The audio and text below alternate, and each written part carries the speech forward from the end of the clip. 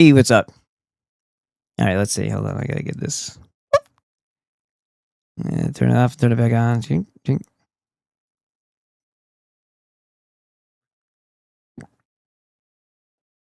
Let's go slow though. All right, there we go. Now we're good.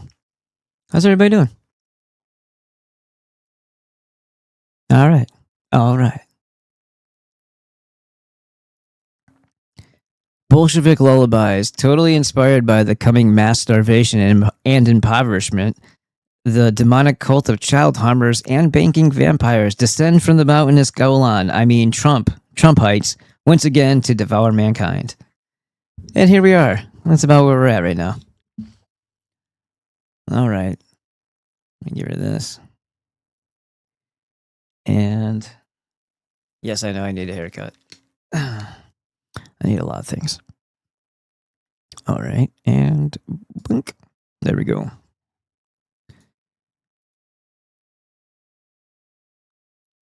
So you get to a certain point in your life where you realize the functional structure of your insurance, your vehicle insurance, is completely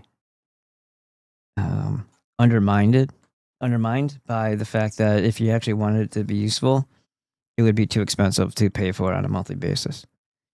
So if you didn't want like a massive deductible, which kind of makes the whole point of having insurance in the first place, aside from the fact that it's forced upon you, making you a slave, kind of useless. It's like, well, that seems like an exponential increase just because you don't want to pay $1,000 out of pocket if something happens. But anyhow, that's where we're at. I finally got it whittled down, figured out. It's still going to cost like $400 a month, a little bit under, but shit, still a lot. It's way better than 7, almost 8 though, for 2 vehicles. I remember having 3 vehicles. One was non-op, I think.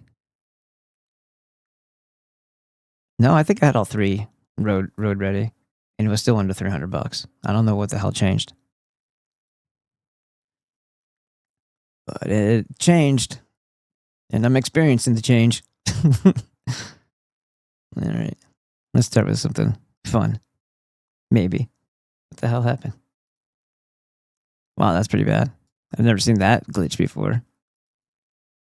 All right, fair enough. Let's try that one. Page isn't available. Really? So I just crapped it. Well, how am I still seeing this then? Wow. That was a cool cat. Somebody had taped a little picture of a cat around the corner, and the real cat was like sneaking up on it, getting its back up all puffed up. It was kind of funny. Those cat videos, it's anti-Semitic, I guess. Gotta watch out. You don't want to be classified as a hater. Our government will put you in the ground, in the dirt. If you haven't come over here yet, do so. We're at 28 subscribers. What is that? Hold on a second. Should be like single time. You should be liking this video too. We got 12 likes on this thing now. 442 views. You've been watching the progress. And it's actually more than that. It's 400. Well, it's not that much more. It's 446. 51 hours watch time. We only got 2 subscribers off of the actual video itself. 170 views in the last in the last 48 hours. So people are looking for Ferula, and I'm working on another video right now for it all day. Well, I spent 3 hours trying to figure out the insurance with somebody, having to do the chat thing. But other than that, I've been working on that. And I think I might be doing some work at the gym here next week starting. But you guys should be over here at that wonderful link that I share with you every time. Hey, Karen. And that link would be this one right here. Yes, I have a Rumble version of it too.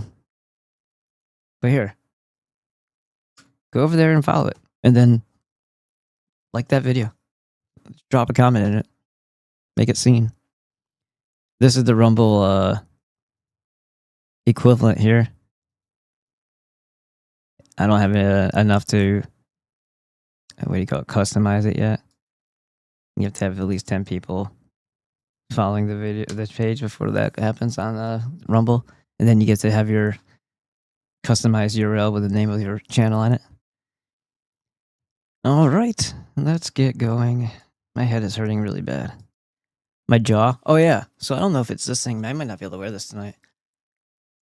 My jaw's been jumping out of whack. I don't know how that happens, but I couldn't bite down. It kept on popping and rolling and rocking out of this socket here, and it's happening again. Yeah, I might be the headphones. It's extremely painful though. Yeah, I might not be able to wear those. At least not tonight. I'll just have to guess how I sound. Hello.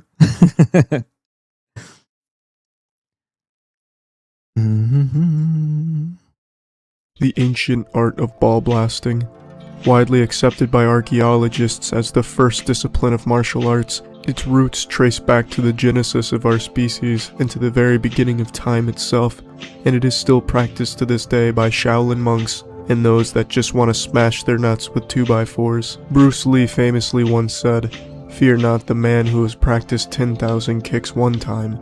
Fear the man that has clobbered his wiener 10,000 times." Here you can see one of the many connoisseurs of titanium testicle training preparing what's known in the business as Thomas the Testicle Tank Torpedo. It was invented by Alexander Graham Bell during the early 1900s with the sole purpose of strengthening a male's bag of man mangoes. I know many of you are thinking of making a Duke Nukem Balls of Steel joke, but save it.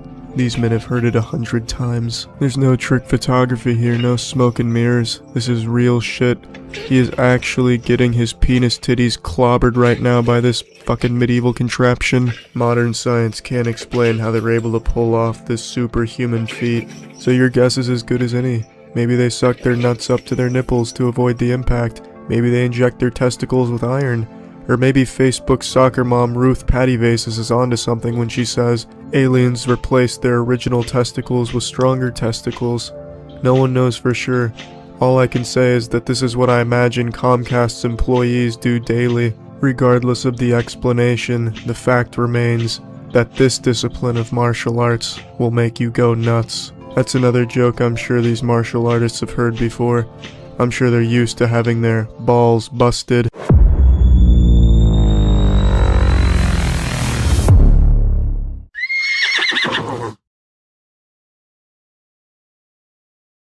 Trying to, but it pushes just right perfectly on the back of my jaw. And over time, it pushes it out of socket or something. How weird is that? How weird is that?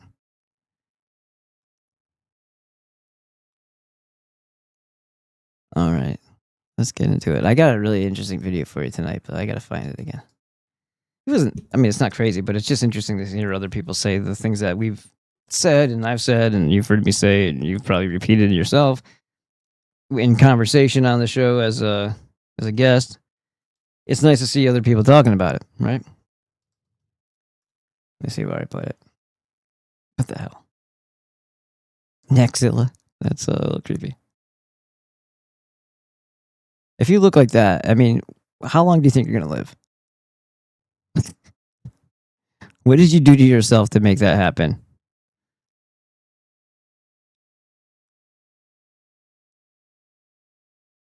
All right.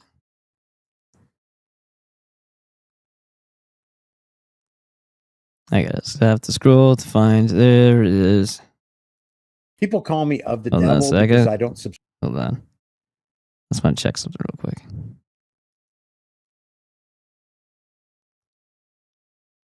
This one thing would change our entire world. Everybody ever thinks about it. Yeah. Yeah. Is that the hook? Is that the hook to get me to click, you asshole? All right. We watched this one. Police beat an innocent deaf man. The investigation they tried to hide. What about the guy whose neck they broke? Did you hear that one? I think I have that in the Instagrams. But this is a decent video. People call me of the devil. Hold on. Where am I at?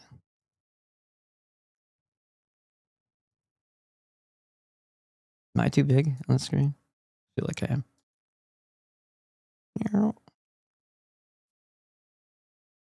I'm gonna fade out anyway. That way you can see the video. Where is it?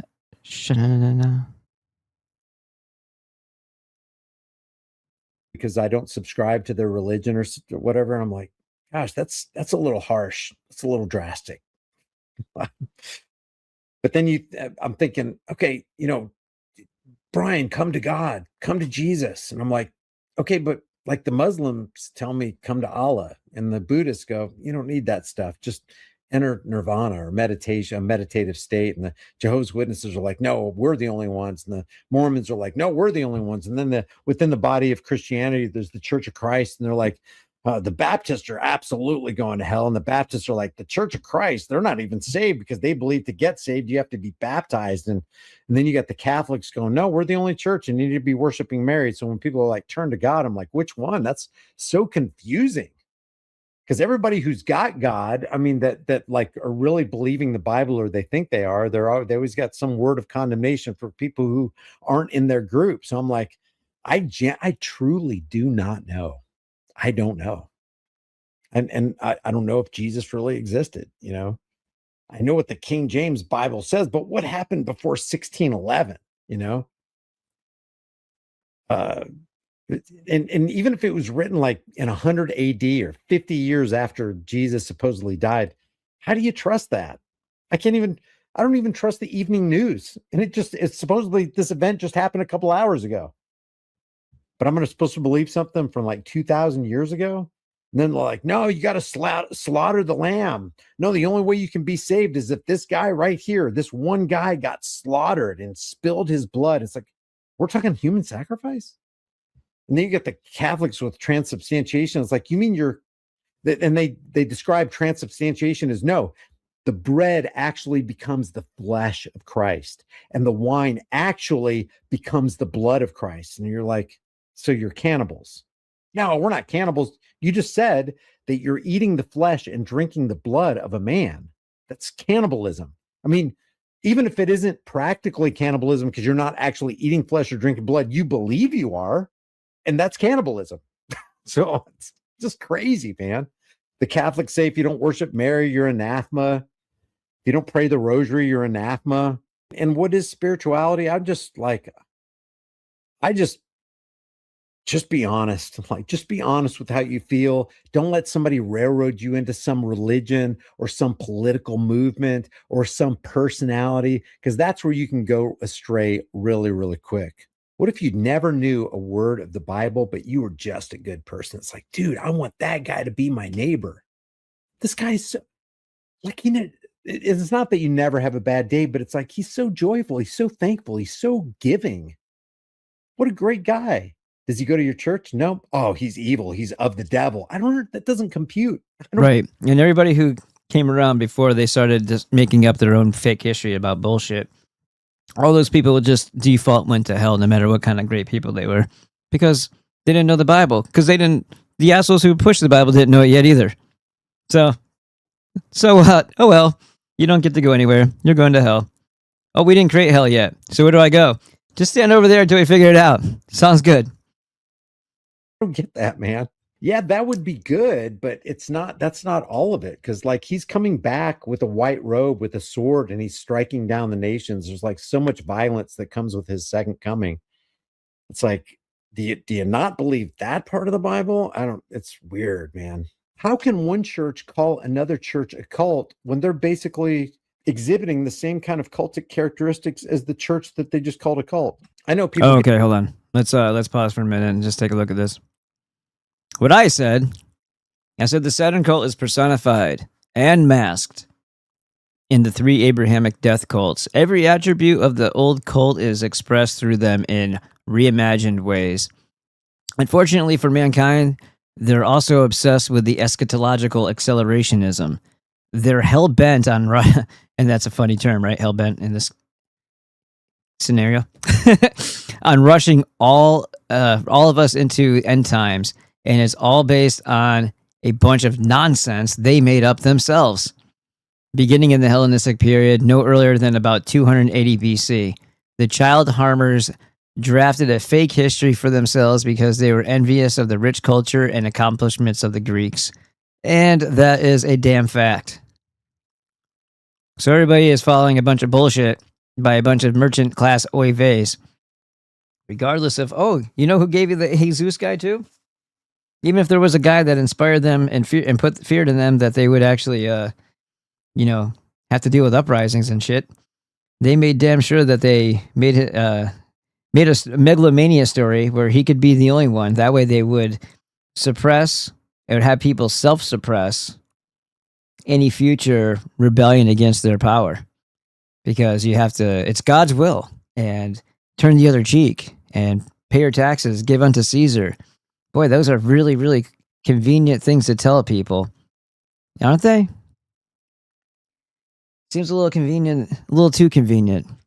So even if there was a person that they based a story on, the shit that we were fed was simply to, and the attributes that people repeat and regurgitate were simply to keep you in line and to make you feel like a heretic if you said, hey, no, we all are God's children. Duh. And we all have the capability of overthrowing this evil. And, oh, by the way, it appears that's our whole purpose here, is to be like the guardians and stewards of the world and protect the innocent from the evil that are here. And I'm pretty sure that's, if there was a Jesus, that's kind of like what he was doing before they killed him. And that was our cue to no longer give these people any more chances. And we were supposed to handle business 2,000 years ago, and we didn't. And now they're about to kill the fucking world because we left our work. We neglected our purpose and our job. So here we are. Still a little time to remember what the fuck our point is and what our purpose is before they kill us, and then we have no purpose. Get upset when I talk about this kind of stuff. And religion isn't part of this channel or the Disturbing Illusion channel. I'm just thinking out loud. I would be willing to do just a complete live stream where I listen to what you guys have to say. And this isn't to argue. I'm mostly, when I hear religious people talk, I'm in learning mode. It's learning mode because I ask questions, and I probably ask questions that piss the nigga off, people mad, But I do want to. I do ask people why they believe what they believe. What do you mean? Believe what I believe. And then I try. I really want to drill down because I want to find out the genesis for why they believe what they believe. Because if you were born in, let's say, Spain or Rome, you're a Muslim. Oh wait, that's only if you go there. Likely to be a Catholic. If you were born in some place in China, you're probably destined to be a Buddhist. If you were born someplace in Iran or somewhere in the Middle East, you're either, part of Judaism or you're a Muslim. Zoroastrianism, Islam, which means, by the way, to submit. So if you're likely to have that. Yeah, Islam means submit, as in give me your dog so I can kill it, and submit little girl or little boy. That's what it means. Upbringing of that particular religion, it's likely that you will carry that through your death without even. A lot of people just never question it. They're immersed in it. They were brought up around it. They're constantly taught it. They're constantly going to the mosque or the mausoleum or the church or the shrine. That's all they knew, and they don't even think to question it because it's like putting on your pants. That's just what we do. We just go to. I'm glad Islam isn't about materialism. Could you imagine? It's like, hey, Dad, my friends go to this really beautiful building for their religion. You gave me a yoga mat and it's dirty. What the fuck is this? To church. We just go to mosque. We just go to the shrine. We just pray 5 times a day. The call to prayer, we always respond to it because that's just what we do. It's the rare person who stands up in the midst of. Hello, Edward Snowman. Hello, Karen. Hello, Irvat. And let's see what we got here. I think that might be everybody so far that's in the chat, I mean. And happy Friday to you too, as well. Surprising that it's Friday. Some things got hicked up in my brain this week. It was like stress overload, massive headaches, stuff like that. But I still trucked through all the exercise.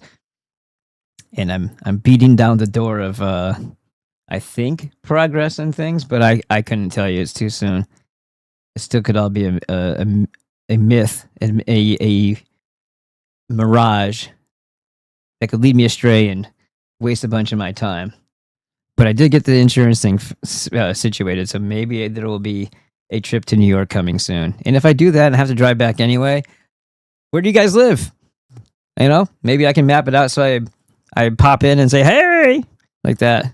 And I'll even make that voice. Hey! I'll just drive like a, ah! That's a good first impression. All that pressure, that cultural pressure, that sociological pressure, and say, why am I doing this again? Why do you do this right here? Why am I putting that thing on my tongue? Why am I? Because it's ritual. You're not supposed to think. You're supposed to just do. It's about compliance. Then when you go to the doctor, and he gives you the needle, you just take it. You don't think. Right? Exactly. Take the pill. Take the drug. It's all about learning that there is authority. It's all about rehearsing that, and everything is supposed to support the other. So one structure in or institution in the system is supposed to be, and at least in your mind, feels like it's a reflection of the other. So government is supposed to have your back, protect you, look out for you, and you're supposed to have representation in there that actually gives a shit about the people. All that is now being dissolved, obviously, and they don't care that it's being dissolved, but that's the intent. And it was the actual, when our people ran things from, I don't know, Cappadocia all the way up to the present day. Whenever we were in control, it kind of went like that. We actually understood our role of being a protector, it was a guardian. The eye was the watchful eye to protect, not the eye of surveillance. Everything's been inverted because people who take control of a territory now don't defend the territory for the people, because if they did, they'd want everybody armed. But when you're the one actually when you're the aggressor and you've captured people within your territory and you're going to just extort and abuse them, well, then they can't be armed. They can't have rights. They can't know that they're in a prison because it'll be harder to manage. Got to give them all kinds of stuff like religion. You got to give them all kinds of stuff like a constant source of poisoning to keep them at bay, to keep their numbers down. Poison their food, water, and air, just like they do in prison. I guarantee you that the reason why, what's his name? Sammy the Bull Gravano lost all his hair and eyelashes. I think he kept his eyelash, hair, eyebrows, and some teeth. I think he lost a shit ton of his teeth in prison, is because they were probably feeding him some sort of thing that was like radioactive. Like they were probably doing a testing him on, or maybe there was something that was being beamed into his. I don't know, but they mess with prisoners all the time, and it's a very strong possibility that that thing occurred not just because of poor nutrients, but because of poisoning. And he was nearly dead in prison because of what happened to him. He came out, everybody makes fun of him. He looks like an evil elf and all this shit. Yeah, but he went through some shit. And I'm pretty sure that they were poisoning him. There's people who drop dead after going into jail just for a little while. And my guess is that they, through the process of your intake, find out what blood type you are. And if you're a match for somebody who's rich and needs a kidney, you're going to drop dead pretty quickly. Right? Yeah. That happened to a friend of mine. So I'm just saying.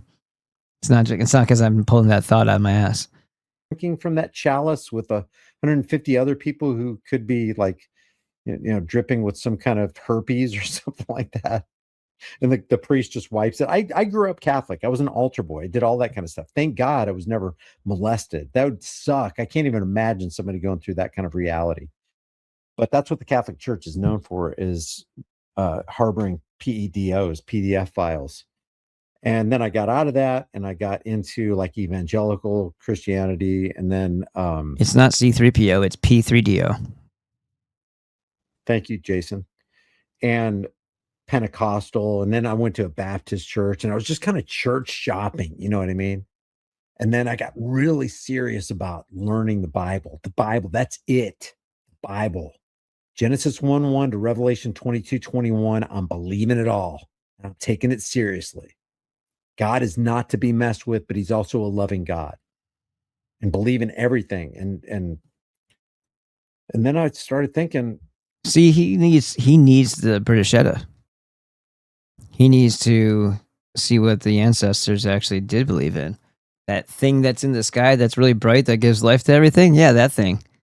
They venerate that because they equate that with the power of the benevolent creator to make things, and that's our greatest gift. That sun. Monotheistic from day one, 5,000 years ago. But yet we're told that we're pagan and polytheists, and these people can't read, and they want to believe a certain negative view of us, so they call us polytheists and pagans. But who is the ones in the grove killing the kids? It wasn't the ancestors. It wasn't the Gothic Arias. It wasn't the royal Arias. It wasn't the Scythians doing that crazy shit. It wasn't, like, look at the Orlinda book. They were pretty against witchcraft and sorcery and black magic and pharmakia. And the ones that were taken to be by the Magi, they were having their children stolen and brought into there. So what does that tell you? That means that there's a lot of ethnic European people in that cult now because of that, and it has been over the period of time. So we're not just fighting the Oives, we're fighting the people of the cult with a high concentration. Probably the instigators of the whole thing, the core of the group, might very well be them. And Edward says it's also a way for fertility cults to recruit feminists. If you're trapped in inequity, you can pick a worthy son, scapegoat the people's blame onto him, get his father to willingly give him up, offer his body as a source of catharsis, an outlet for aggression, and sacrifice him for the masses of sadistic junkies. Yeah, that puts a nice human spin on their god, right? Their god, which they then superimpose or conflate to our god, which isn't accurate at all. Benevolent creator doesn't play those games, and there was no original sin to bother with. That's what I'm saying. He would greatly benefit from the British Edda, because then he would see all the hocus pocus superstition bullshit is all one group. It's all the moon cult. It's all the Oives of today, and they couldn't even help themselves when they were making masks to hide their disgusting cult with. They couldn't take away the cannibalistic aspects of it. They had to infuse them into that, like, transmutation, whatever the fuck they call that. You'll see in a second. Transubstantiation bullshit. Well, what the heck is going on here? Because I'm believing these people are going to hell. They're believing I'm going to hell. Well, what if they're right? What if I'm wrong? Nope. What if I'm right and they're wrong? But then you find out, okay, nobody looked this up, okay? I see all you guys in the chat. I don't know how many people are in here. How many denominations within the Christian church do you think there are? Without looking, don't look it up. Don't Google it. Just take a guess right now. How many denominations within Christianity do you think there are? And I'm talking about evangelical Protestant denominations. How many denominations do you think there are? I was shocked when I heard this. I was shocked. 300, not even close. 800, not even close. Not even close. Not even close. Let me show you this. Here, I'm just going to do it live. We'll do it live. It's over 30,000.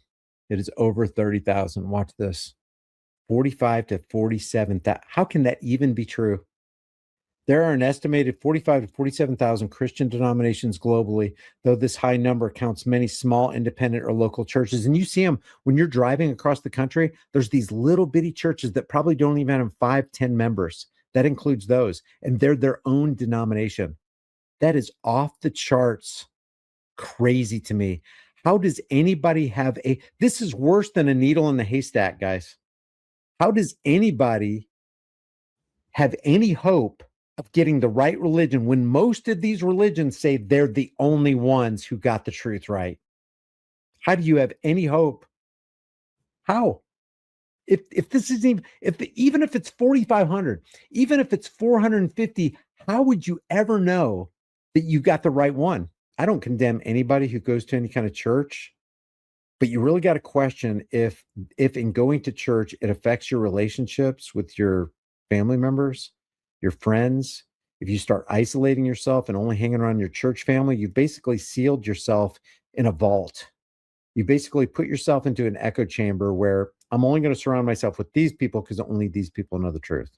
Pretty much any pastor you see on TV is probably a crook. I would say you're 99.9999% right about that, Joshua. They just seem so scummy to me, especially that Kenneth Copeland character. Have you ever seen Kenneth Copeland? That's the guy who said, "Oh man, we got to play it. Who wants me to play Kenneth Copeland?" When he was approached, when he was in his limousine and he was about to go board his G5, and that lady came up to him and said, "But you said that when you get into a commercial aircraft, you feel like you're in a tube with a bunch of demons. Do you really remember that?" Do you remember that? He just looked like, if you were going to conceptualize, I don't know what a demon looks like. I don't even know if they exist, but the comic book, of course, demons exist. They're called the I would Oives. picture Kenneth Copeland. Let's see, Ken. Oh yeah, this is it. This is it. I got to be careful how much of Inside Edition I play because they are notorious for copyright strikes. So let's see if we can find the actual. How are you, sir? She's we so just like to ask. She's so friendly too. It's like she's so friendly and disarming, and he just changes, man. Let's see. And don't you ever say that I did. What was it? We have brought over 100. Let's see.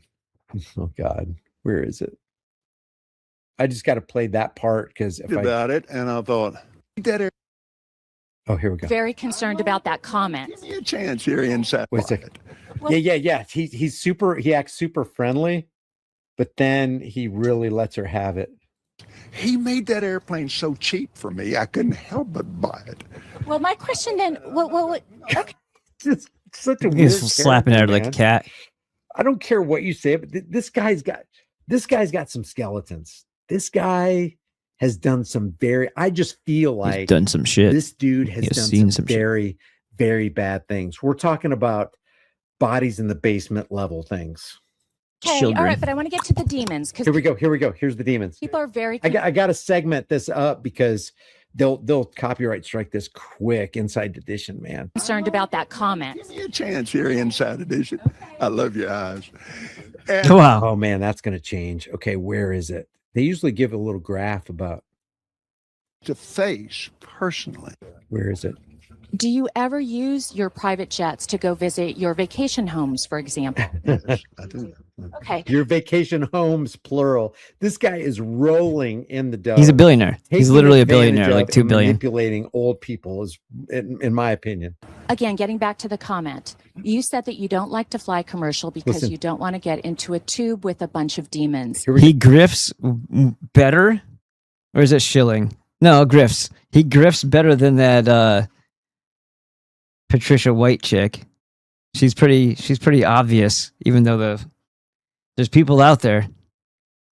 I want $100,000. Yeah. Okay. If anybody gives that woman $100,000 and I have to struggle to pay my bills, I want to slap that person who gave that woman $100,000, unless they have another 100 for me, in their face. Do you really believe that human beings are demons? No, I do not. And don't you ever say I did.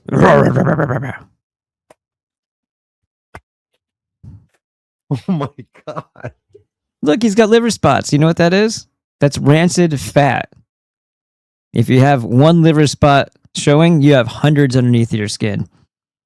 Because it works from the outside, in like the inners on up. That's something that Dr. Glidden, you should be on his membership site. You can learn how to fix that. Rancid fat. That's what a liver spot is. Yeah, Reefer Madman. His eyes are soulless. Oh, man. Look, oh God, just the awkward silence and just the piercing stare. We wrestle not with flesh and blood. And he tries to smile through it. It's like he's got something fighting inside of him. But did you catch that? Somebody splashed something on the screen. It's like, why don't you talk about blah blah? Don't you love when people tell you what to talk about? Don't you love that? First of all, this guy isn't saying anything that's negative or disarming, but it's still insulting and making religious people angry and upset with him because he's showcasing Kenneth Copeland, who's a nut job, and they're getting mad because he's picking on Catholics and Christians. Is that what he's actually doing? Or is he just showing and letting you make your own decision up? But what he stated was pretty non-confrontational and observational. And yet he has people saying, why don't you do this and why don't you do that? Hey, buddy, why don't you fucking relax? Let the man have his thoughts. And this is why people hate religious people. And that person just was eager to show an example as to why people are valid for being disgusted with hyper religious people. Isn't that right, Rumble? Most of you guys are. Yes. If you don't have your MAGA butt plug, you're sitting on the cross and rocking. Principalities and powers. Can you explain what you meant by? And then he quotes a scripture verse. What is that? Ephesians 4:12 or 5:12 or something like that. Somebody correct me on that. We wrestle not with flesh and blood, but with the principalities and powers of this dark world and the spiritual forces. He knows it all in the heavenly realms. Don't you ever say that I said that. Yeah, actually, he said it. He actually said it to, I think it was Jesse Duplantis. He's like, I'm not going to get into a tube with a bunch of demons. Oh shit! I'm over the top of his head. 5 from Tyler, whatever his name was. By that humans are demons. No, into a tube with a bunch of demons. Do you really believe that human beings are demons? No, I do not. And don't you ever say I did. Oh yeah, Ephesians 6. Don't you ever say that I said it. He did say it. So he's lying. He's lying. Kenneth Copeland tube. Oh, here it is. Oh, we found it. It was the very first thing. Listen. Don't you ever say that I did. Do you really? We're going to expose Kenneth Copeland. Believe that? Oh, it's got both of them side by side. I love it. Human beings are demons. No, I do not. And don't you ever say I did. Now, Oral used to fly airlines, right? But even back there then, man, it got to the place where it was look at his hook nose. He's got quite a hook on that nose. He looks an awful lot like one of the Colin de Plancy demons that he drew about in the 1800s in his dictionary, the Inferno. People coming up the Infernal Dictionary. He had become famous, and they wanting him to pray for him and all that. You can't. And they want me to pray for him and all that, and they're all gross, and they're all human, and they're all, they don't even eat babies, these people. Who wants to be around these things? That's our food. I don't want my food touching me. Can't manage that today. Right. This dope. God, it's almost like he's, like Andy Griffith. It's like an Andy Griffith type of vibe. It's almost like he tries to portray himself as this grandfatherly, patriarchal figure, but the perversion and the PDF file type stuff bleeds through. You know what I mean? Filled world, right? And get in a long tube with a bunch of demons, right? Do you really get in a long tube with a bunch of demons? Really believe that human beings are demons? No, I do not. And don't you ever say I did.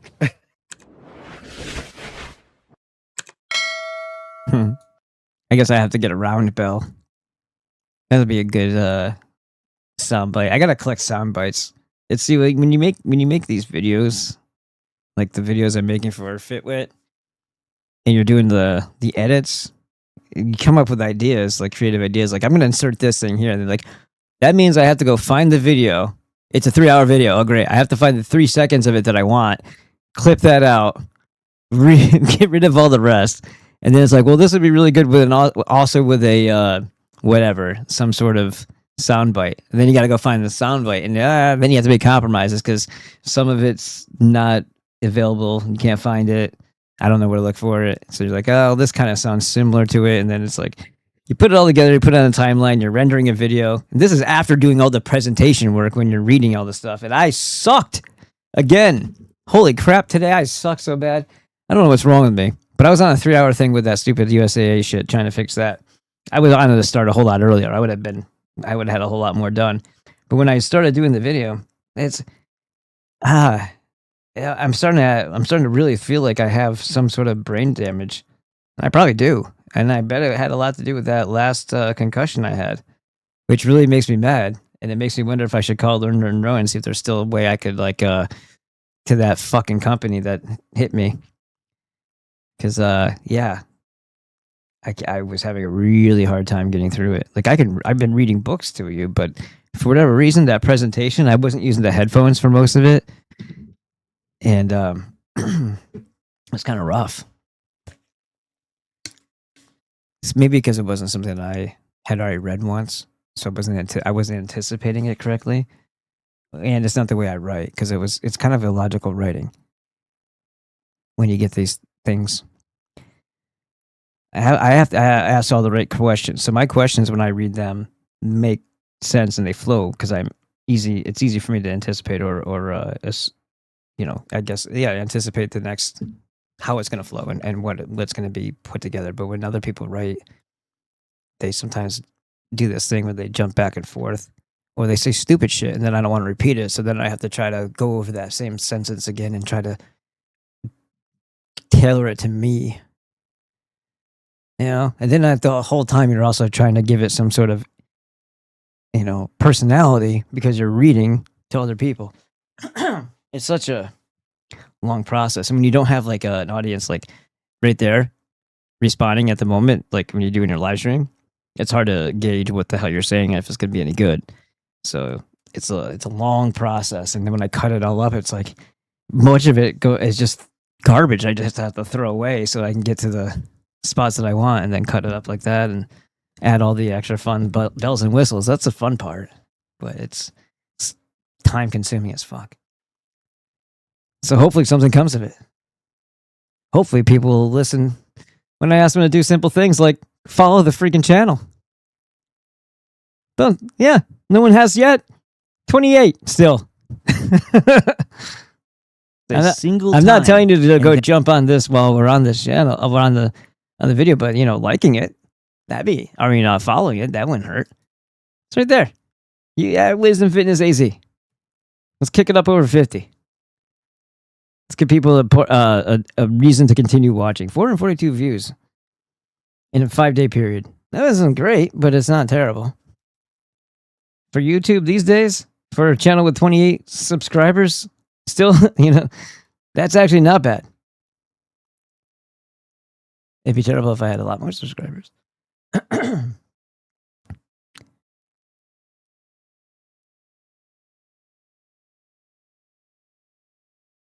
What are you looking at?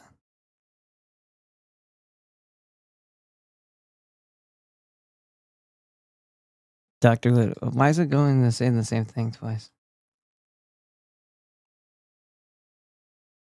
Is this the host of the 700 Club? No, I thought that was Pat Robertson. Kenneth Copeland and someone else. Yes, the road to hit 300 on Fitwit. Exactly, that's right, Irvat. There we have it. Gonna go hit 300 over there. Bam. All right, what are we doing next? I have another video. I kind of want to watch the other one he had there. Let's watch together. Let's build something together, like we're Home Depot or something. I want to check the lives out. 4 weeks. I'm good. Yes, I'm forced to expose fraudster Nick Shirley. Thank you. That guy is a freaking propagandist. He shows up and has cameras and bullshit ready for changing public perception, and he's the reason why anybody even knows who Jake Lang is. It was he who was there following him around. Jake Lang with a stupid, I don't know, was that a plate carrier vest? I can't even tell what the hell the idiot was wearing. But he's a Jew. He's a Jew. Jake Lang is. And this idiot is the one who presented him to the world. It's an intent of thing. Everything is fake and everything's designed to fuck with you. Nick Shirley's a douchebag. Patrick Bet David might be going down. That'd be cool if that was actually true. Is that on there twice? Why? All right. Well, let's go to this one then. The one thing would change our entire world nobody ever thinks about. Let's see. I bet we thought about it. If you haven't seen this, I would ask you to take a look at it because a lot of people like Joe Rogan. And this really, really thoroughly exposes his hypocrisy and the fact that he is truly, truly in the big club. No shit. And I would just exhort no fucking shit. any of you. Wait, is this the one that we just watched? It is. Unplug from the cult of personality. It is so easy to follow a personality. Oh wait, this is slightly different. Personality, people start letting go and walking away from the principles if they even had principles. I personally think that if a person has standards, if he has principles, if he truly loves and hold fast to the things that are true and exposes lies, then he doesn't. It's not as easy to get involved in the cult of personality. But as soon as you're in that cult, and Joe Rogan is in a cult of personality. It's the Donald Trump administration. Well, he is his own. He's been welcomed. He is his own, dude. That's why he's, that's why the cult and all their sorcery and all their spells are there to benefit Joe because they know that he influences people. I have friends that watch him. I was encouraged to in the past. I never liked Joe Rogan. Ever since the Man Show, I couldn't stand the guy. When he still had hair, that's when I stopped liking him. I thought all of his stand-up was always dog shit. I didn't understand why the hell anybody would watch Fear Factor. I don't know why anybody would watch any of the bullshit he ever did with MTV. And what was the other guy's name? There were better people on MTV at the same time as him that got overshadowed because Joe was there. And he was a total douchebag. There was a guy that looked like Patrick Bateman. Christian, whatever the hell his name is. Christian Bale. He kind of looked like him in that movie. But he was one of the hosts of like the sports shit on MTV, and he was getting paid like $200 a week or some shit like that. He was barely getting anything. People think that you're on TV, you get money, but no. But Fear Factor was dog shit. Having people eat bugs, torturing them for amusement, for the merchant to throw some shekels at you. It was all very disgusting. And that was Joe's legacy. Eat the bugs, right? And where did that start? So I don't have any love for this guy. I never thought anything of him. And then I didn't like him in the UFC. I didn't like him in the fighting stuff that I was watching. And the only reason why I even watched UFC was because of Uriah Faber. He's about my height. He was about my weight. And he kicked ass. And it was the WC Records is where he didn't start there. Obviously, you start in obscurity and no place fights, and then you get up there. But he was in WC Records before he was in UFC. And I'd had idiots actually argue with me about that on one of Uriah's own videos. I'm like, why are you watching his stuff and acting like you're a follower of his? You don't even know his career. And you're arguing, no, he was UFC idiot, WC Records, never WC. It's like he built WC Records, you dumb shit. Like if it wasn't for his presence there would have been one. Like he was so popular that he made that thing. He made that little whatever they call it industry. But anyway. Doesn't matter. All I'm saying is Joe Rogan's an idiot, and I couldn't stand him ever. Like, does anybody remember any of the dog shit he used to say? Do you remember a long time ago when he was like, I found Bill Hicks. I found an old cassette of Bill Hicks in this bargain 50% off thing, crap, blah, blah, blah. And I listened to it, and I was like, oh, my God. Like, okay, buddy. Okay. You're so profound. And then the DMT, getting everybody interested and curious about DMT and mushrooms, which is fine. There's nothing wrong with that. But he's smoking pot. Like he's doing all those things that if you're not already a fucking millionaire are going to derail you and screw you up. You can do all those things once you've already got your, as they say in the Gen Z circles, until you've already got your bag, which means your money, right? You don't do dumb shit. you focus until you get it. But nah, Joe Rogan is leading people off a fucking cliff. That's what he's doing. Into the big club. And when you're in the big club, one of the first things you do is you lose your individuality to the group. Well, that's also the, you know, you're going to be passed around for the good raping too. So you're going to lose your individuality and your sphincter. You don't want to make any waves. You don't want to rock the boat. You don't want to be rock your critical boat of them as you would be critical of a Nancy Pelosi. I call her Nazi Pelosi, or you know, you're an asshole. Call her Bolshevik Pelosi or something. I know it doesn't rhyme, but Jesus Christ, dude. Enough of the freaking Nazi shit. This guy. Bernie Sanders or whoever, and all the political parasites, whether they're Republican or Democrat, are your enemies. If they weren't your enemies, we wouldn't have something called a Patriot Act. If all the political parasitic puppets, Republican or Democrat, weren't your enemies, we wouldn't be $40 trillion in debt.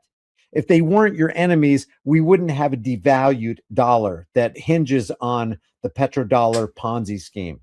So that's what the Disturbing Illusion channel is about, because we got to really get our heads out of the sand. Well, exactly. I mean, that's the whole point. I keep saying we're in a prison, and those are the corrections officers, and everything that we are looking at proves that. Everything. You don't have any rights as a prisoner. And the police and everything else that's authority is a corrections officer beating you into submission. They don't care what you think. You're walking around freely in the air, in the sunlight, and you think that you're free. Free range chicken. Still on the plantation. And there's a work expected of you. Otherwise, you know, you have people like George Bernard Shaw who want you to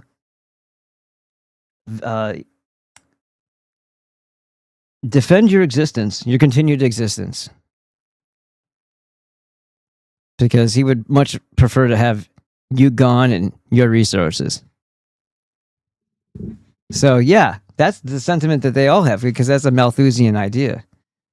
And they're genocidal eugenicists utilizing what they call healthcare as their platform for weeding out the population and poisoning them on occasion, on a daily basis, but in large swaths. Well, actually, they do that as well because of the vaccinating schedule for your children. They're killing everybody. They're treating everybody like cattle, and they're injecting you with stupid, disgusting, horrifically vulgar, outdated garbage. And it's all sorcery. Sorcery with modern clothes on. We may as well still be out in the grove.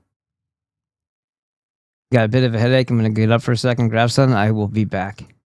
And out of our arses, put down the Kool-Aid and realize, hey, we've all been lied to.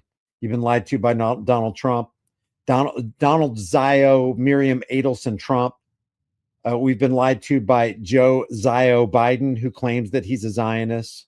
We've been lied to by Barack Obama. You've been lied, and they're just puppets. They're just puppets who happen to be pushing a pen, auto pen or otherwise, behind the desk Resolute at 1600 Pennsylvania Avenue. And you've got all these guys who have sold their souls. If you are a president of the United States, you don't give a damn about the people. As a matter of fact, we, the people of the United States, it's all an illusion. It's like, oh, the American people voted Donald Trump in. Really? Well, there's like 80 million people who voted that didn't vote for Donald Trump. And besides that, what about all the people who don't vote, period? They just want to be left alone. Don't make policies, don't make rules, don't make ordinances, don't pass an executive order, don't do some kind of legislative edict kind of thing. I just want to be left alone. Do not take my money. Don't tamper with the value of my money. Leave my family alone. Let me just be free to do whatever I want to do. Do you realize that we could do one thing in America and we could solve world hunger, and we could completely wipe out the national debt if we just did this one thing? And every single law that has anything to do with the drug war. Have what you want, possess what you want, sell what you want, buy what you want, and grow what you want. And if we grew hemp fields all over the United States, do you realize how nutritious hemp is? You could feed the world with hemp. You could clothe the world with hemp. You could fuel the world with hemp. You can heal the land with hemp. Just look at all of there's like 50,000 uses for hemp. And yet, what does the United States do? What does the United States government do? What do governments around the world do? They make the most beneficial plant known to mankind. So you could wipe out the big pharma industrial complex, paper supplies. You could have toilet paper. The pulp is so dense and rich and durable. You could solve pretty much all the world's economic problems just by growing hemp. It's fast growing when it puts down its roots, and when it rots after the crop has been yielded, it's really, really good for the soil. You don't have to rotate the crop as much as you do with regular crops. It doesn't need the pesticides that you need for other things. You can use it for food, clothing, fuel. Ford used it for his vehicles at one time. But no, what does the government do? They make it illegal. And if they make something illegal, they criminalize people who want to grow it. They criminalize people who want to buy it, who want to sell it. And as far as the medicinal purposes, I don't personally take it, but I don't care if you do. You just live and let live. Unbelievable how much the government hates you. And no matter how conspiracy minded or paranoid you might be, what the government is doing is far worse than you can possibly imagine. And that's not just a cliche. That's not just a quote by William Blum. That is absolutely true. You want to find out how much the government hates you? Find out what they will penalize you for if you end up doing it. All you have to do is take a page out of the 1920 through 1933 prohibition. They created a situation where they criminalized every person in America who possessed a bottle of, say, whiskey in their cabinet. You became a criminal in the eyes of the state just by buying, selling, possessing, distilling. And then they created bathtub gin, which in the course of that 13 years killed about 10,000 people. The government directly killed 10,000 people by poisoning the alcohol that people were buying. Unbelievable. That was Jews. Man. Unbelievable. Feed the world. You can feed the world, you can clothe the world, and you can fuel the world with hemp. And they just won't back off on it. And I'm not saying make. This is what's funny though, right? Because, you know, they control all that. They would probably love to do that. They'll be happy to sell you the shit that, ow, it just happened again. They'll be happy to sell you the shit that derails your brain function, but they won't utilize the hemp into making products that are durable, last long, because the merchants own the freaking system. The little conniving thieves, the guys who play 3-card Monte for a fucking living, the guys who are doing Follow the Queen, same thing. They're picking your pockets, they're raping you on the road, they're doing the Khazarian thing, you know, the bandits and merchants and thieves on the road, the Habarush Shagas, the cutthroats and bandits. Remember? Do you guys remember the New History of the Jews or World? There's also World Order, not New World Order, World Order, both by Eustace Mullins. Those are who created the corporations, who created the corporatocracy, who owned the banks, and who run territories that used to be countries, but now are just proxy. What do you want to call those? Proxy lands of the corporation or the corporate entities. In that system, anything that's freeing will be suppressed because they're paranoid about everything. They don't even want the prisoners to be happy because they could rule forever. But then they would feel maybe that they were being too nice, and they can't have that. They want to look at you and smile on your face while killing you and poisoning you.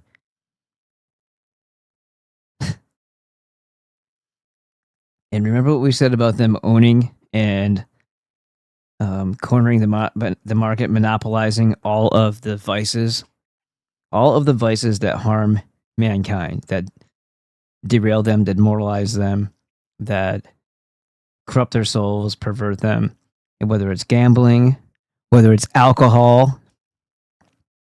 Prohibition was just to take control of the alcohol trade for the Jews. That's it. And sure, there's probably a couple goy out front, goy, like a hyphen goy, hyphen out, hyphen front type of situations where like this guy is none of yeah, but what are the major ones? How'd that come about? And how much of the quote unquote mafia was Jewish under Lansky and others, and their ties to very evil criminal banking cartel that we know of, the central banking cult, and people in Rome with the Mazzini factor, and then you have the what do you call it?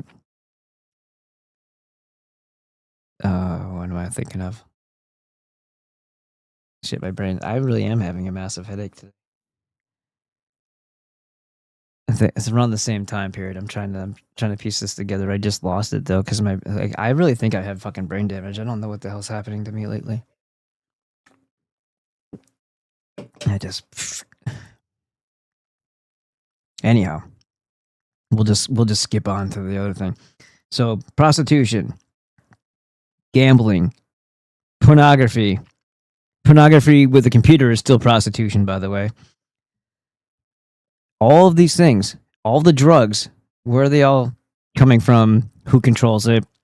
Oh, well, there's China is all that. Yeah, who owns China since Mao? They own all of the things that kill mankind, and they at least manage it. And if they don't, and they got a go out front type of situation with some things, they still control that company through purse strings, through maybe it'll be something like a financial asset manager. So they have control over all of it. And when you look at the prohibition specifically, that's a perfect indication of who actually owns the place and who's running it. And it's the cult. There's a little shit Jews on the bottom, the little Lanskys of the world. They're not exactly on the bottom, but they're certainly not at the top. Like those are dark lurking, vampiric type of people. Something that overshadows even the Rothschilds. It could be in Rome. It could be in, wherever else, Switzerland, because that's where a lot of the Rothschilds are. But it's somewhere, and it's everywhere. And it's unfortunate because it would be very easy to ruin these people. But we're too busy ruining ourselves. And we're too busy pretending like we don't know that's happening. And here we are. The Bolsheviks are whispering the lullabies into our ears and putting everybody to sleep, euthanizing us in the process.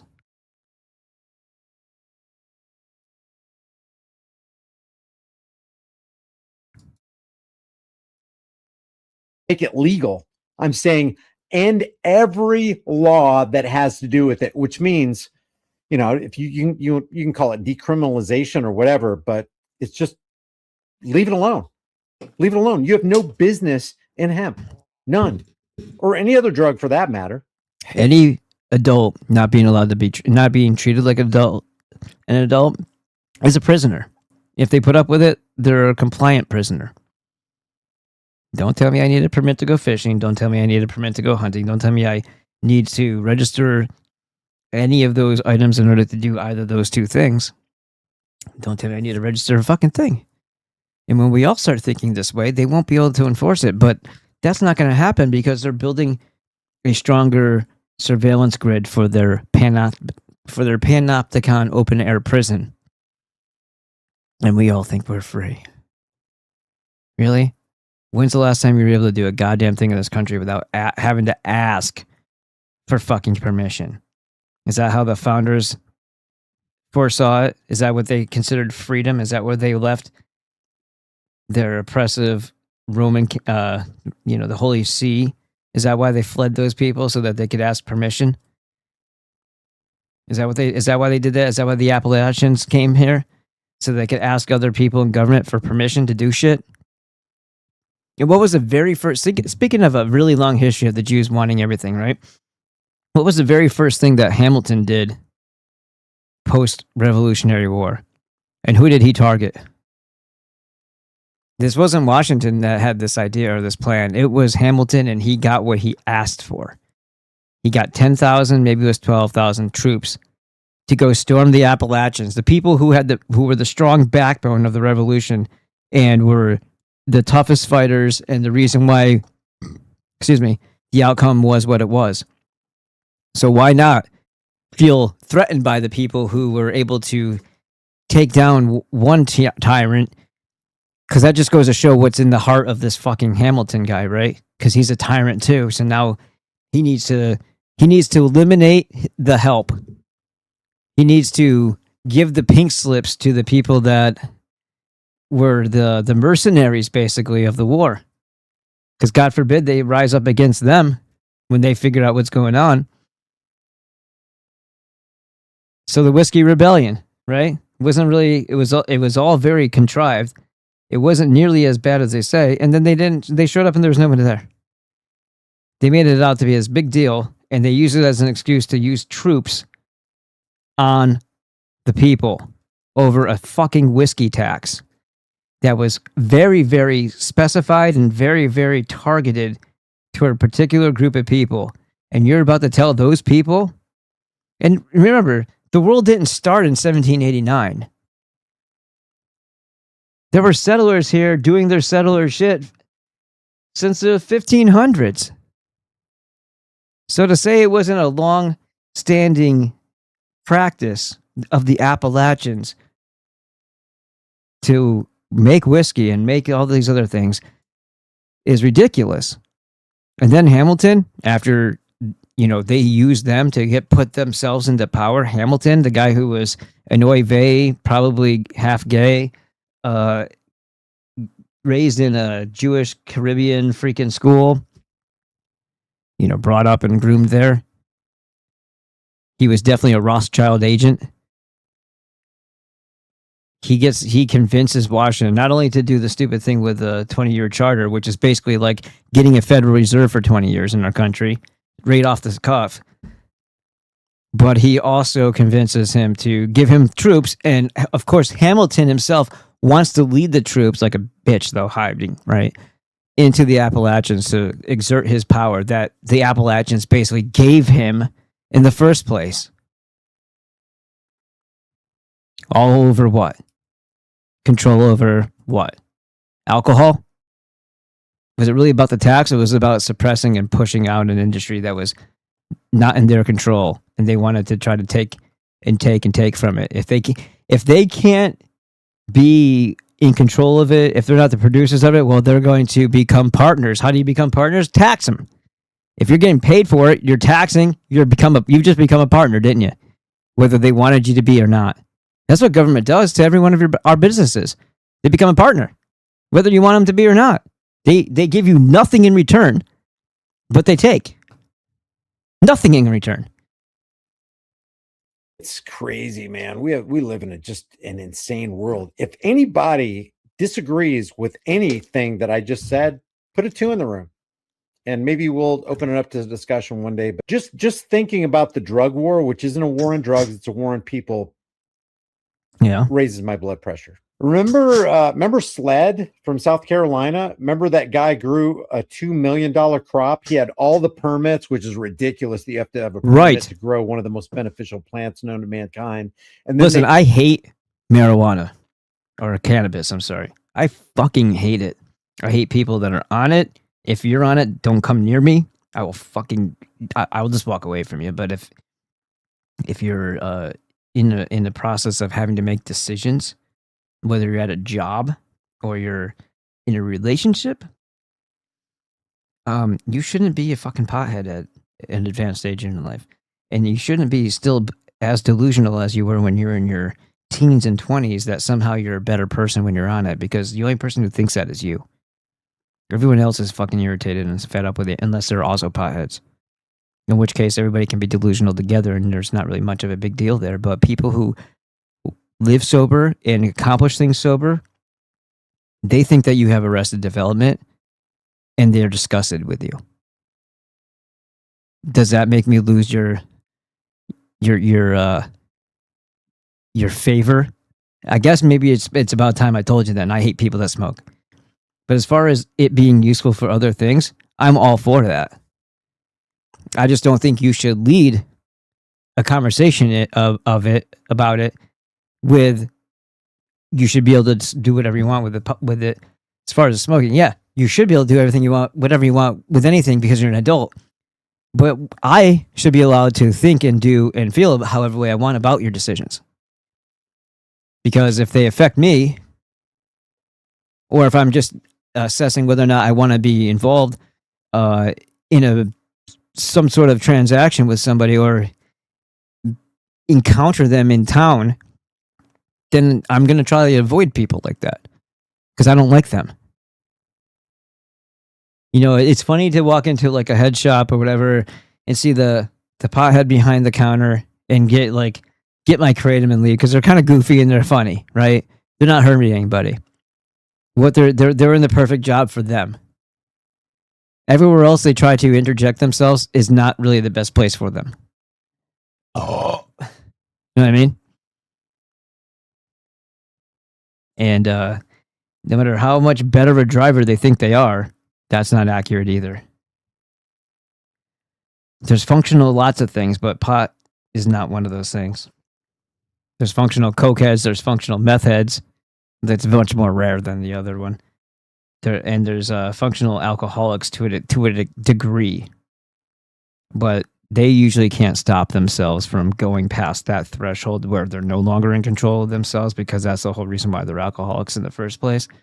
So they're not really stable because you never know when they're going to go to that next. You don't know when that's going to kick over the sides. You know, overflow.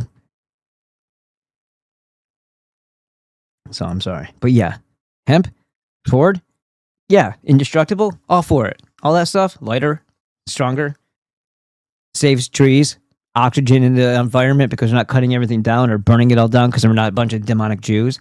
Here's a thought. This thought keeps on coming into my head more and more because we had this talk with Dr. Glidden. Could you imagine?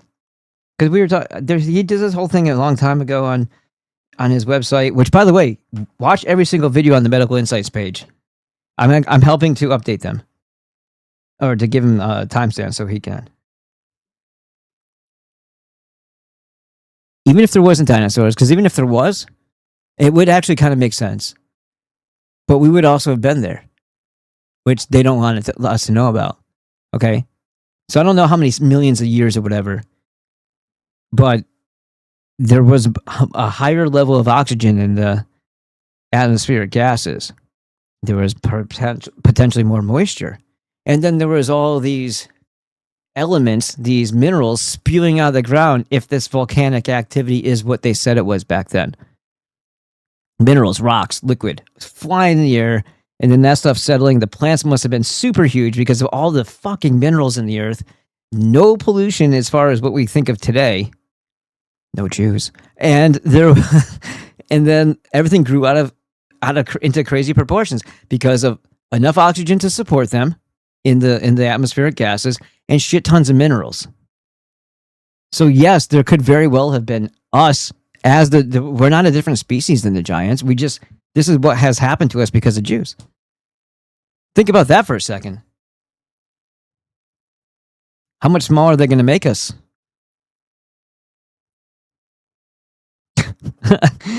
Every generation, every reset, we get a little bit smaller. Pretty soon, we're gonna be like, flick.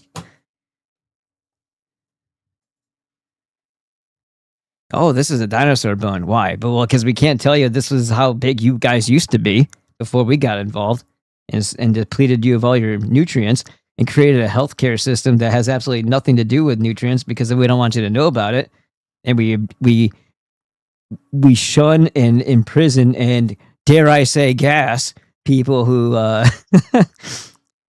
who try to let you know that there's minerals and there's a mineral need for the body. You know what's funny too is doctors know this. Not some doctors, like the studies talk about how, and they don't get it exactly right, but they get most of it right? So like they say you need copper and zinc for ATP energy. They forget about the iron component though. In the mitochondria and stuff like that, and how calcium flooding into the mitochondria can kill it. And that's usually done by some other type of chemical that's introduced in your body. It's not something that your body does to itself, but that can kill the mitochondria. So that can destroy ATP energy and shut it down and make you lethargic. So when people crash on like these performance enhancing drugs, a lot of times their mitochondria is damaged. And mitochondria, remember, have their own DNA. They're very it's very suspicious that they might be actually part of the network of the microzyma, right? And that because they have their own DNA. One could suspect and expect that maybe it's the microzyma making them.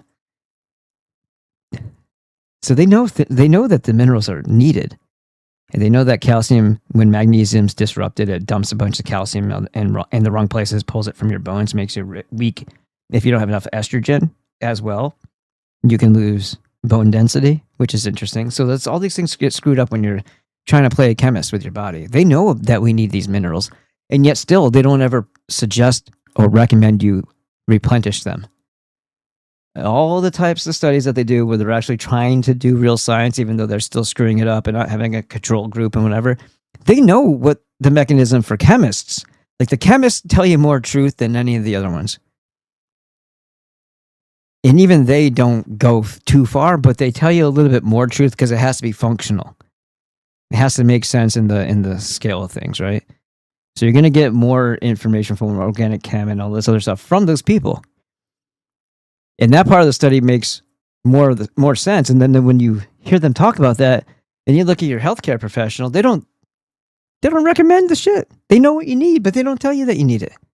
They'll tell you the function of selenium in the body.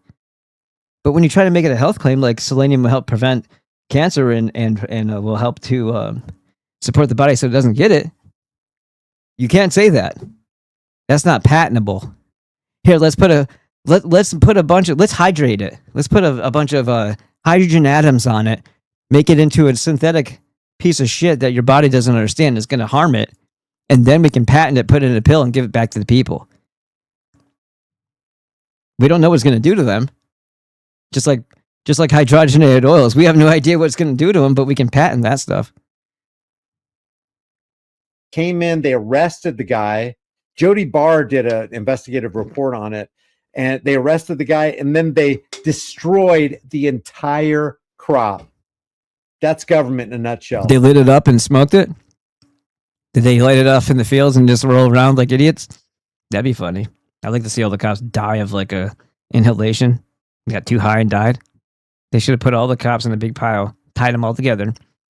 All the false authorities should have, when they burnt those fields, they should have cleared a little spot in the middle of the fields, set them down, tied them up, hog-tied them if necessary, put one of those little fences up that they put the cattle in, one of those little roundy ones, like the metal fencing, and made sure they didn't light on fire themselves, because we don't want to be inhumane here, but just let them get smoked out so badly that they have like the worst time ever just before probably succumbing to the complete excess of marijuana, of whatever, the cannabis in their system, the THC. That'd be beautiful. That would have been, what a great thing. What happened to all those sheriffs and police officers with the state troopers? They got Cheech and Chonged. Just wasting, halting progress, fining people, criminalizing innocent people. Your money isn't the only thing they want from you. It's time, energy. Well, think about it. Your money is just a representation of your time. All this is like, and people recognize it without really Woo, $10 at Hamilton. Woohoo! Dropping Hamiltons like you're Aaron Burr. About it, but we call. Oh yeah, if anybody wants to drop a Hamilton like they're Aaron Burr, here, let me show you real quick. Bam! Oh wait, I gotta scroll down. But anyway, see what Karen pinned? It says, buy me a coffee at Ball Blisters. Do you? Ball Blisters? All right, hold on. Do you? Ball Blisters? God damn it. Sorry about that. Let me just go ahead and throw it up on here. I didn't mean like that. What I gotta do? There we go. Come on, kick. Let's kick it. Like the Beastie Boys, except they're Jews too. You wake up late for school and you don't want to go. Yeah, that's a positive message for kids. Yeah. And like your parents telling you that even though they smoke, not to smoke. Yeah, what bad parents they were, huh? Trying to tell you to make better decisions than them. Trying to tell you to make better decisions than them. Trying to tell you to make. Yeah, that's a good reason to resent them. When they tell you don't take the Jew poison, and you make a song about them because you're a Jew. You asked your mom, please, but she still says no. Such freaking propaganda and all these fucking people. And everybody just eats it up. They don't even think twice about it. Because if we don't think in those, you know why we don't think in those ways? Because we're not assholes. We don't think in those ways until we're forced into having to think in those ways. Because we're not assholes. We're trying to get along with everybody. But there's very malicious people that just aren't going to let that happen. It's like everybody living with a Rebecca. Like no matter what you do, it doesn't matter because they've already made their decision that they hate you and don't want you to die. But they resent you because they are a parasite and therefore they're dependent on the host even though they don't like you. So they want you dead so badly and hate you for not being able to just get rid of you. Isn't that something? Let's see. It says, I'll bet the Christian fan fiction rewrite of Satan into a childless ghost was very flattering to converts from the matriarchalists, warrior sorceress industrial complex. Let me read that again to myself. I'll bet the Christian fan fiction rewrite of Satan into a childless ghost was very flattering to converts from the matriarchal warrior sorceress industrial complex. Right, they made him deprived, right? They made him the one that was cast out, cast off, cast away. And it's also funny that they blame a female in the Bible, especially when they're a matriarchal cult. It's like they go to destroy the female first, the feminization, feminism, feminization for the men, feminism for the women. All, you know, how do you destroy a society? Flip both roles. Make the women the men and the men the women. How's that work out for you? Not so great. I can do it myself. You weren't even built to do that. Yeah? Well, I can do it just as good. No, you can't do it just as good. You might be able to do it, but it's going to be much worse. You're going to do it pretty badly. And you're going to expect everybody else to live in your delusion because they're quote unquote polite or they want something from you, if you know what I mean. Wink, wink. So they're going to help you live in that delusion. The delusion that somehow you're doing wonderful. It's that trophy for what do they call it? Participation trophy. That's like how women live in their own delusion all the time. I'm better. I'm good. I can be just like... No, you can't. No, you can do lots of things that we can't, but you can't do the things that we can. That's why we have two.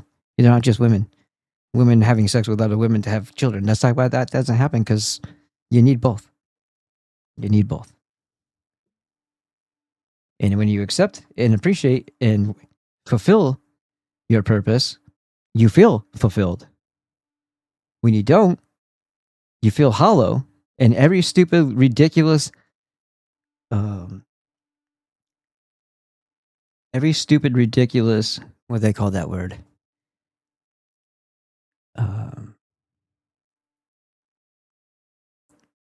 Oh my God, dude. Fuck my brain, dude, tonight. I swear to God. Cause? Is that the word I'm looking for? Every bullshit cause, everything that they want you to protest, they leave you more hollow. You're virtue signaling and you're putting your feminine nurturing energy into the wrong things. You're weaponizing your feminine energy, which is a beautiful thing, but you're turning it into something ugly because you're shouting in people's faces about how they're bad people because they don't think the way you do. But at the same time, there's also women screaming for abortion. Which one is it, kids? Is it because you're so much better virtual? You know, you have so much more virtue and care and compassion and empathy for everybody that you want to see them do better, and by your way of getting them to do better is to scream in their face, or to be defiant, or mutilate your own bodies, or is it that you're just a demonic parasite as well? You've been converted into their thought process, and you want to go sacrifice for Baal, and you want to continue to have that privilege because you think it's a right, because they told you it was. You can complete rejection of your identity as a female, because you're supposed to protect that thing. Everybody acts like they're all going to be raped, and that they have to open up the, maintain the door being open for the potentiality to have an abortion in the event that they're raped by one of the immigrants that come in, but they would let them, so it wouldn't be rape at that point, because, you got to welcome them here. God forbid you actually grew a backbone for that. So it's a little strange. There's a lot of different inconsistencies, but that's how women operate too, right? That's why they're supposed to be the emotional ones. They're supposed to be put in check. They're not supposed to be voting. They're not supposed to be handling firearms. At least not in the law enforcement sense. At the home, to protect their children, absolutely. On the homestead, to protect their community, absolutely. Some of the greatest amazing came to the aid and assistance of other people at the very right time to save lives during the Revolutionary War were women. Acts of bravery. That's very feminine too. But now these days, women want to take away all your guns because they want children to be safe. How are they safe? Have you met your government? If they're the only ones armed, how safe is anybody? Think. If we're all armed, then we're all much more safe, because at any given time, any one of us can solve a problem, can prevent it from getting out of control, and can protect a child. Make sense? If you have to wait for someone to show up, if you're on a gun-free zone like schools should be gun-full zones, not gun-free zones. Everybody and their fucking janitor should be armed to protect the children. They have a higher responsibility because they're around children that are away from their parents to protect them. They shouldn't be a vulnerability. They shouldn't be a place where you can prey upon children. Doors should lock automatically. You shouldn't be able to just open a fucking door to a school. And there should be, if you want to put cameras and flock fucking bullshit everywhere, point them outward from the entrances, so you know if a piece of shit is going to walk up on it. You know way ahead of time. And have people out there positioned. Everybody's getting state funding these days. Hire a fucking $16 an hour guy who'd be more than happy to sit in a little, checkpoint box with a bulletproof vest and a fucking firearm to be the first line of defense against a piece of shit that would try to shoot up a school. I'd gladly take that position.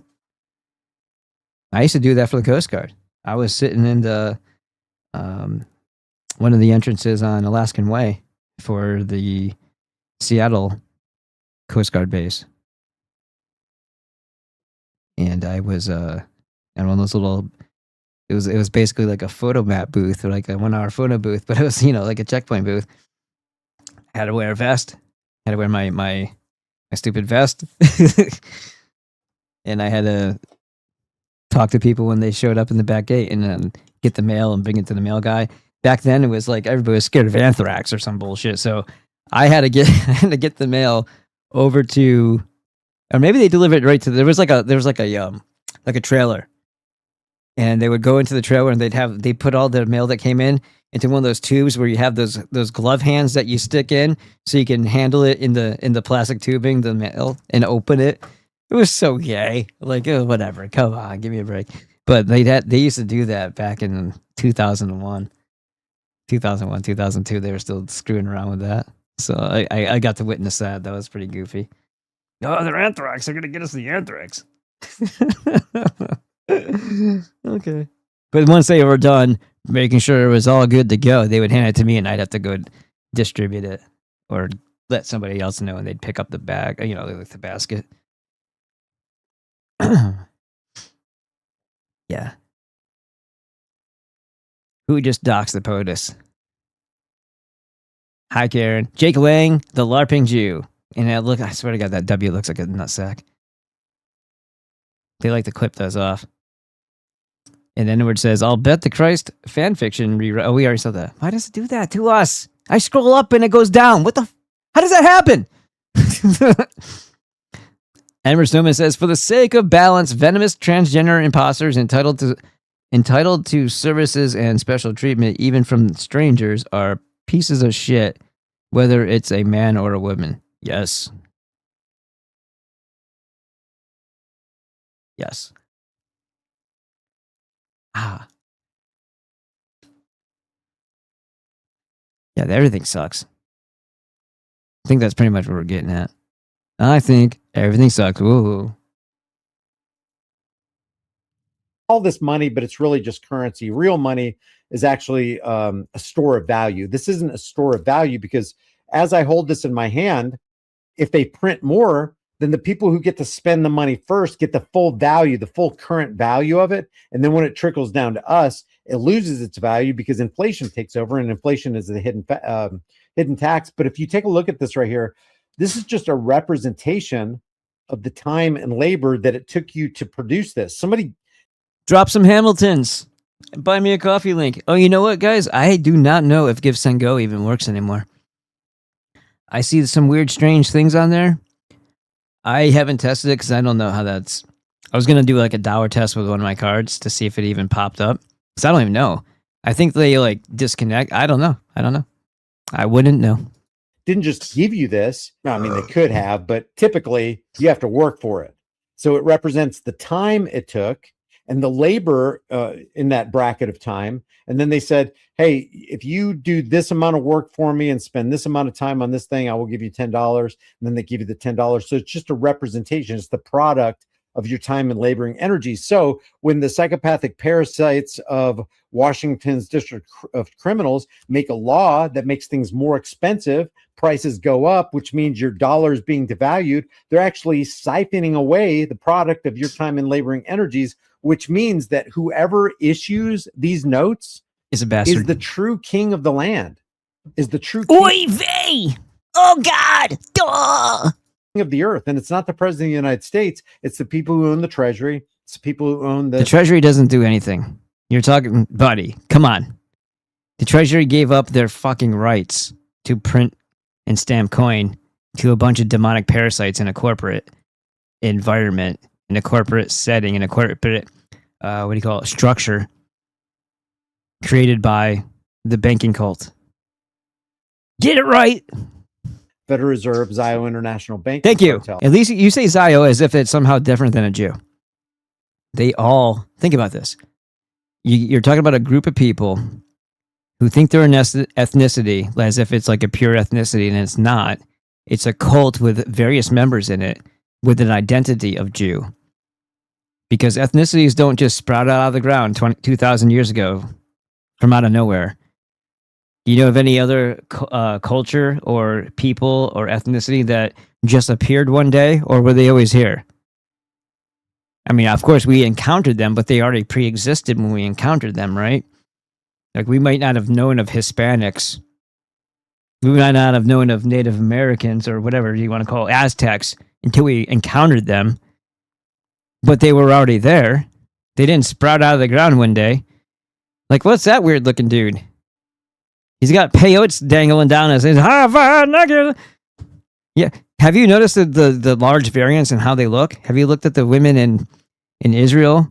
Sometimes they got the Arnold Schwarzenegger tooth gap, and they got the big thick eyebrows. And you're like, well, it's Sephardic. Okay, whatever. And then you look at some of them in Israel, and you'll say, oh, that looks more like a Greek guy or like an Arab, but he's a Jew. Yeah, that's weird, right? And then you look at some of them and you look like, that guy's a Polak. That dude's totally Polish. That dude's like a Bolshevik. Like, that's a Soviet Bolshevik.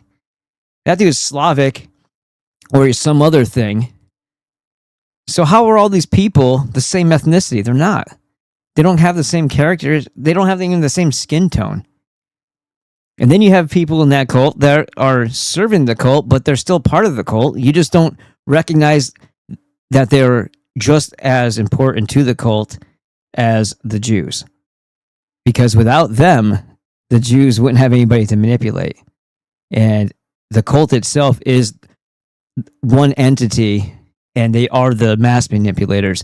And having people that aren't Jewish help their cause. Having people that aren't them makes it easier for them to mask all the things that they do control.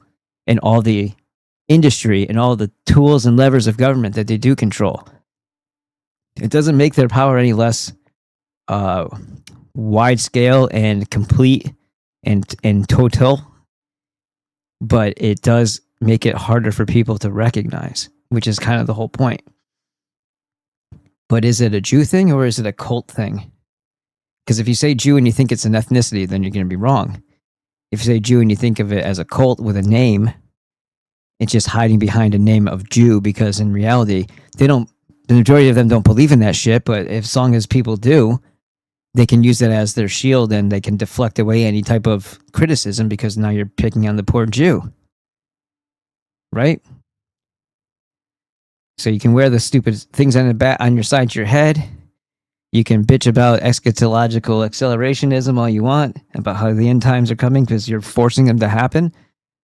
And this is just all a cover for a bigger mechanism that is more, if anything, you could probably consider it as a satanic Saturn cult type deal that wants to murder a bunch of people in various ways and maybe even scorch the fucking surface of the earth and start anew. Well, if they tell you that there's this big religious thing that's about to happen and that they're forcing it, and they've got everybody on board from all of their various little Abrahamic death cults, which is like billions of people that are going to be submissive to this and compliant and accepting of it, well, what the fuck are we going to do to stop it? They've got they created a system where they have all the control, and it's all based on artificial things like fake money. But that fake money runs their artificial world. So they have all the tanks, bombs, blah, blah, blah, right? And they're going to accelerate a fake story that is never going to come to fruition in reality, but they're going to force it into reality because they're going to pantomime and act it out for us, where there's a Messiah and there's a mass murdering, and then all the adults will be done, and then the children will be raised into the new way, just like they did probably in the 1900s. So that's kind of fucked, huh? I would say they were doing this probably quickly, soon after the Civil War. Like, the Civil War seems like it might have been the pivotal point. And then what happens? Like, every single city in America fire. So was it all individual fires? Was it one massive, like, war effort? If you think about it, like, I don't know, bombs. Did they what do they call it? Dresden? Did they Dresden every city here with their terror bombing? Like, how much technology do we not know about? Was it energy weapons? Was it just regular fires? Was it quote unquote comets that were falling? What the hell happened that every single city that had all of our history and every tie to our ancestry, heritage, background, and the history of America go up in flames and leave no trace? How did that happen so uniformly without a cult involved? And was that a reset back then? Is that what we're looking forward to now? What are the data centers for? There's no power source and there's not enough water, according to the experts who are looking at this stuff. So why are they building such massive ones in the places that they are? Last time I checked, usually you build prisons far off and away from the people and the towns, right? You put them off in the middle of nowhere. So it's harder for that people to escape and find anybody who can hear them screaming, right? Or anybody for them to rape in that scenario. So what are they really? Are they just warehouses for them to put the ones that need to be re-educated in? And by that, they probably are just going to meat grinder us because they're Bolsheviks. Remember what Trotsky used to do? Line up a bunch of people naked. They love to make you naked first. And then they'd fucking shoot you in the back of the head. Line poor people up, shoot them in the back of the head. Trotsky would take part in this personally because he liked murder. This is what's coming. Maybe we should figure out what our purpose is and prevent a horrific ordeal from occurring, because they're headlong into starving us, and Trump is the one that's leading the charge. They're talking about diesel, and when that snowballs into no food and no, because we're truckitarians, you better have enough lead, and you better be force feeding that lead to anybody who's trying to steal your food. I gotta go let my dog in. It looks like they let him out. And that's the root of the tree, guys. If you take away the people, Amschel Rothschild said, give me a control over a nation's the Kabbalistic tree of death.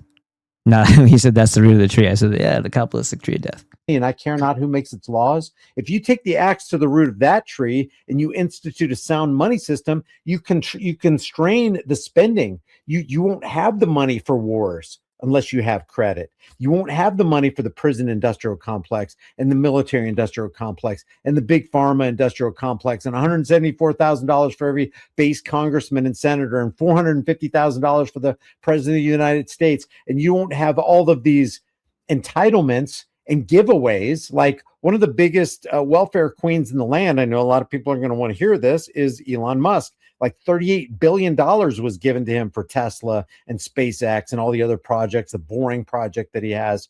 And entitlements and subsidies are only made possible through credit. Because if you had an honest money system and an honest accounting system for that honest money system, you couldn't possibly be waging war with Iran right now. You couldn't possibly give $3.9 billion in military hardware away to ISRA HE double hockey sticks.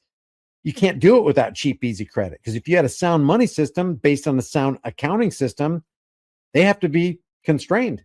But as Amschel Rothschilds from the Rothschilds banking cartel said, give me control over a nation's money. I don't give a damn who makes its laws. I don't care if you're a congressman, a senator, a governor, or even the president of the United States. I don't give a damn.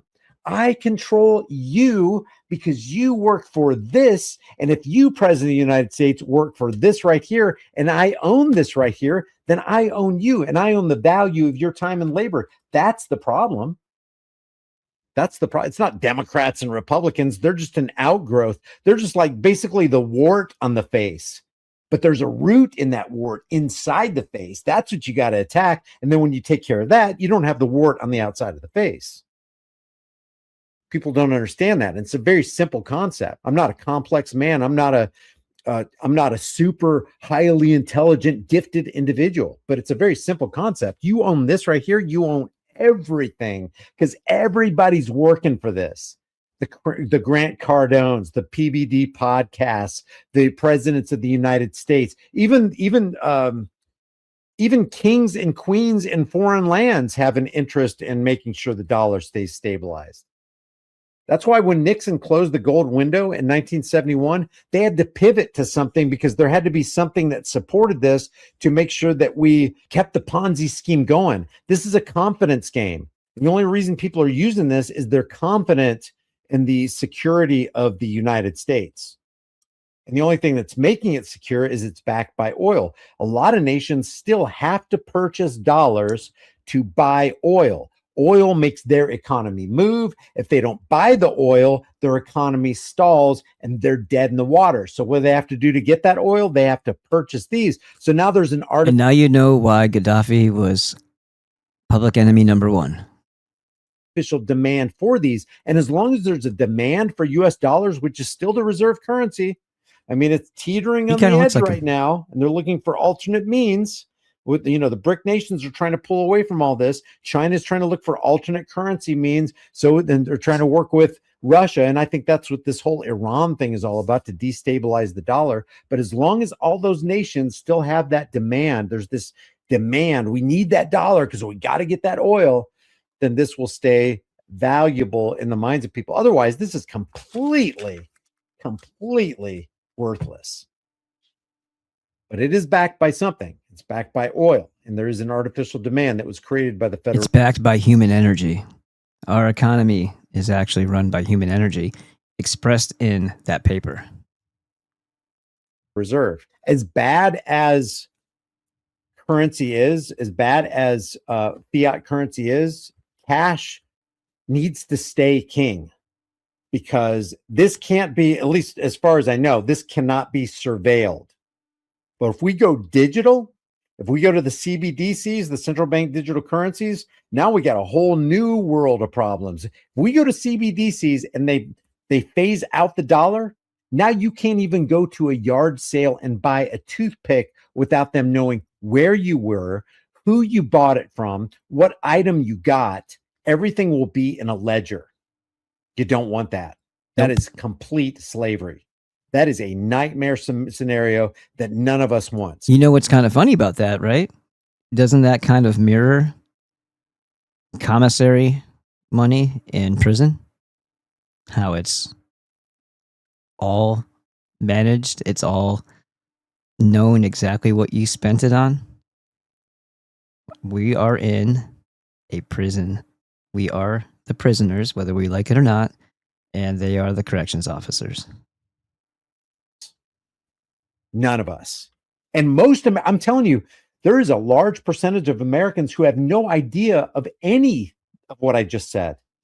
If you ask them what the most powerful entity, let's just forget about the world, in the United States, what is the most powerful entity, the most powerful organization in the world?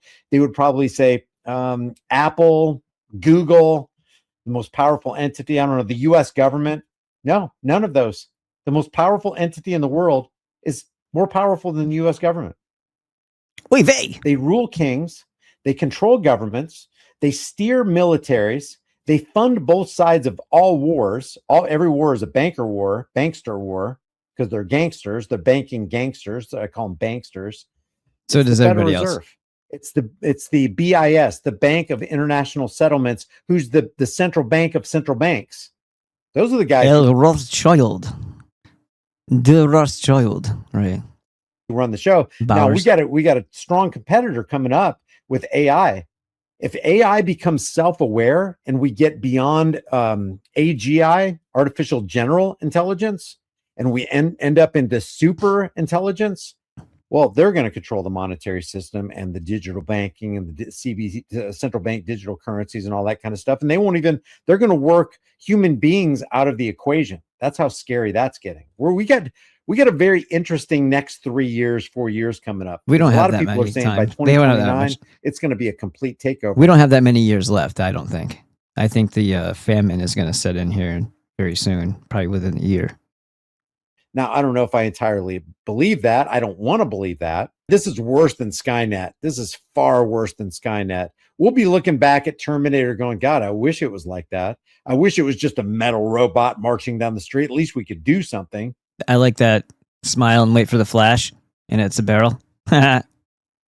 It's going to be way worse than that. They're going to have control over your bank account, over your social media, whether you have access to the internet. They're going to have access to your social credit score. They're going to plug it into the ALPRs.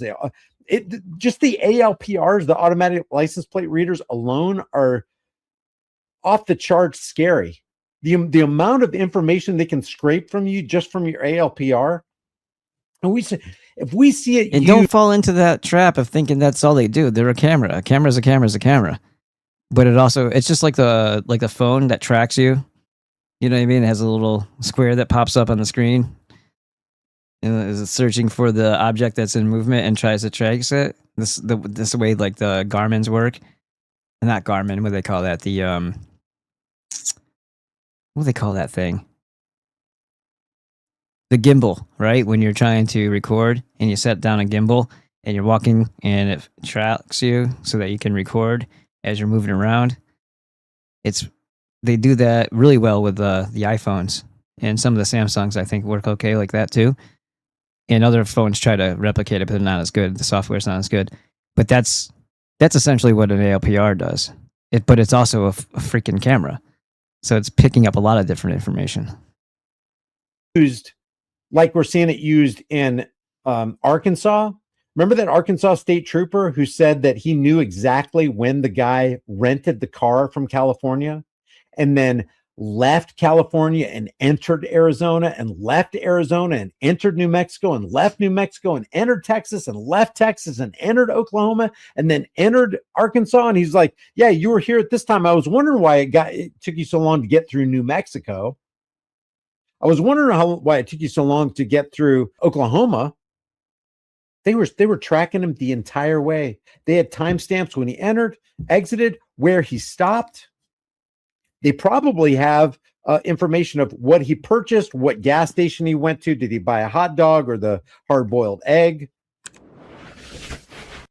That's how he ends it.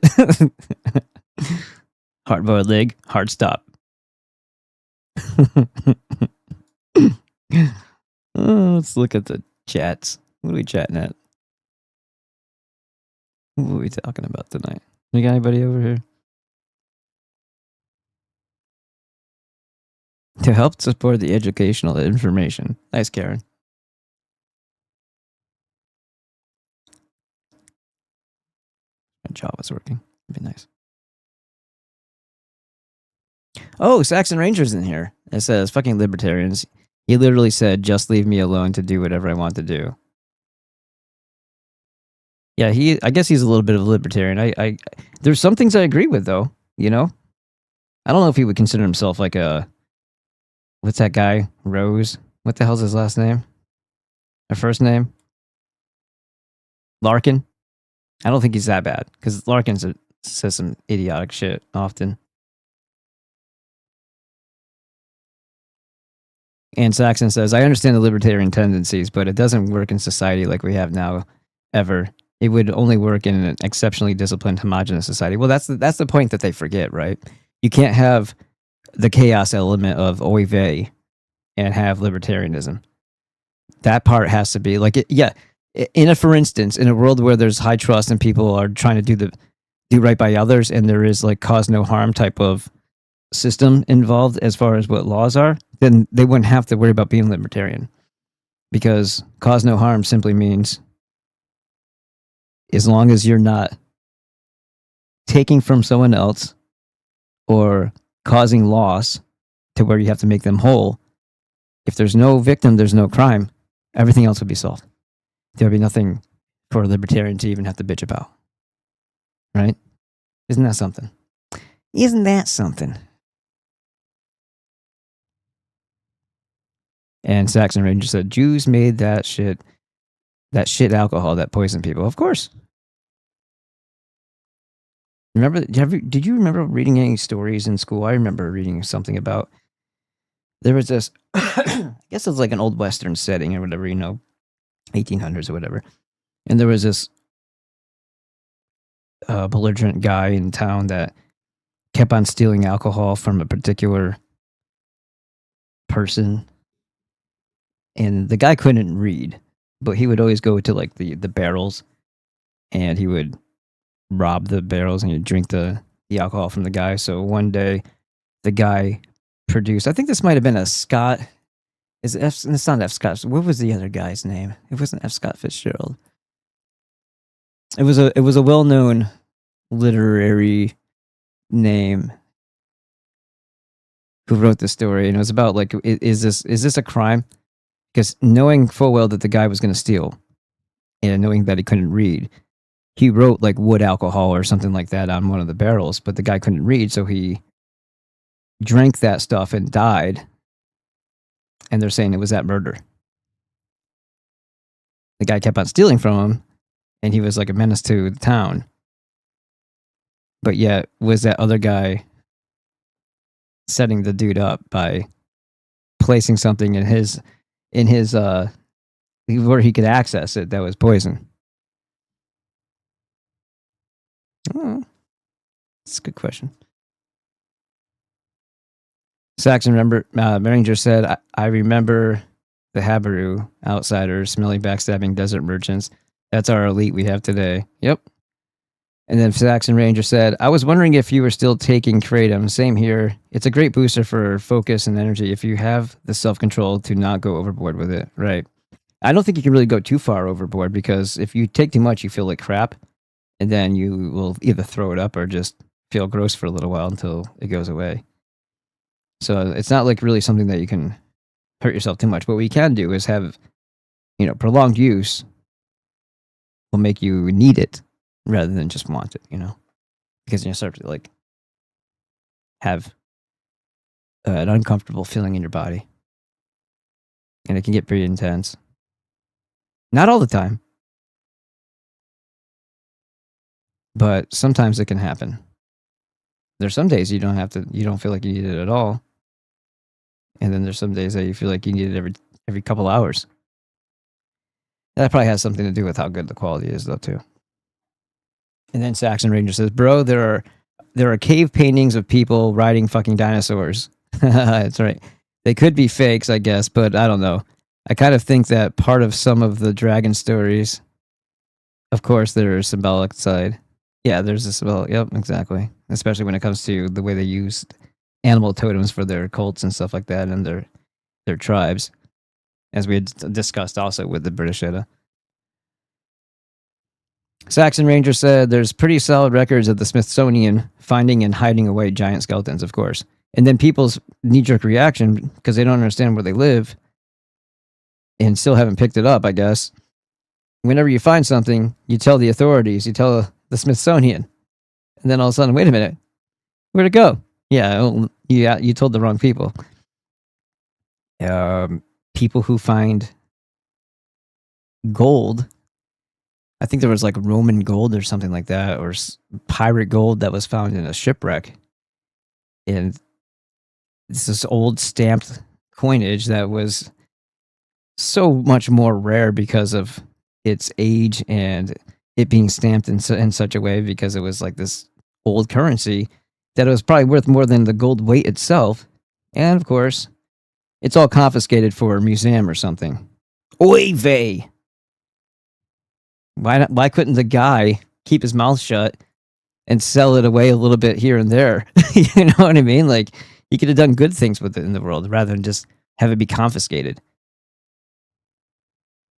Like, he must have had a lot of money invested in going out there, using the submersible to actually acquire it, but yet they take it from him. They didn't buy it off him, they took it. It wasn't his. It belongs in a museum. Thank you, Indiana. And Saxon Ranger says, ah, yes, the mighty microzyma. Microzymal mitochondria. Thanks, Mom. And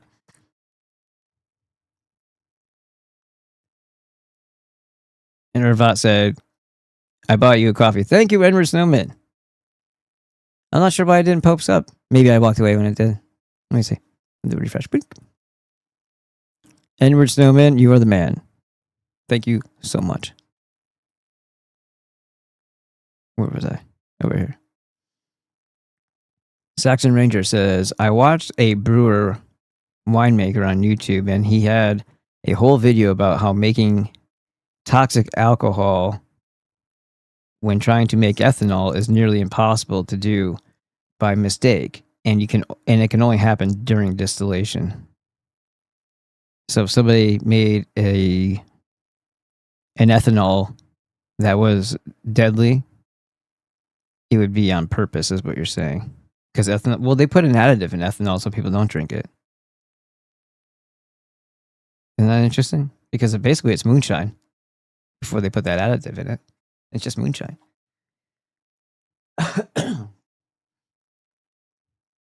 And he says they did that shit intentionally to make profit. Yeah, of course. And to kill people, because that's what they like.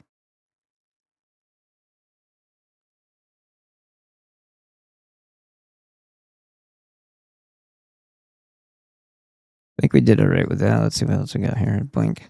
Only an hour 58, eh? Let's make something happen. Since we're not allowed to play that one. Is there anything here that we missed?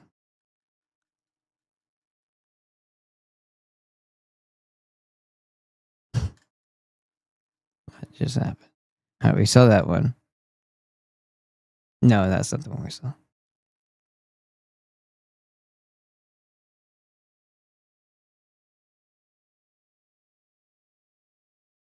Do better, bitches. Do better, niggas. I guess funny. Yeah. My friend, he said this like, Mark Rosenblum. Where am I at? Okay.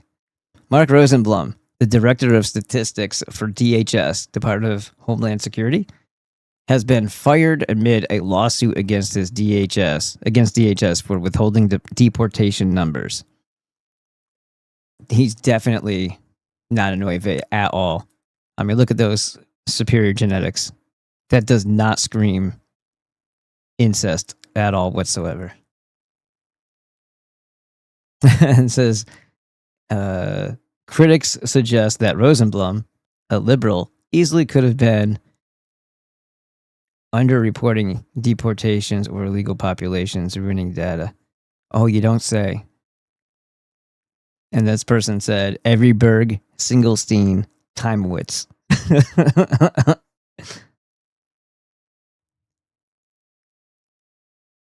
This guy says, if I drew him in Germany, I would get arrested. They look like straight up caricatures. Stereotypical features. This creature has a particular. I'm sorry. This creature has a peculiar look about him.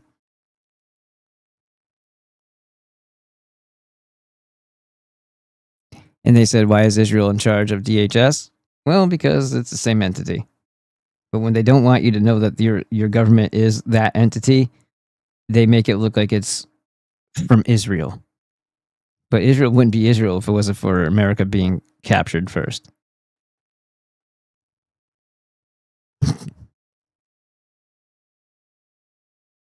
This is funny. Which of the 7 genders outlined in the Talmud does it align with? Rosenblum Steenberg.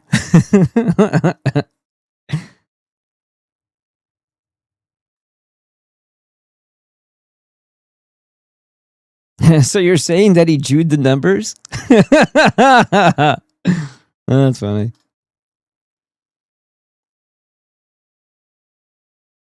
Yeah, fired for doing exactly what the establishment wants. Trump and the GOP have not even been pretending to want to deport anyone.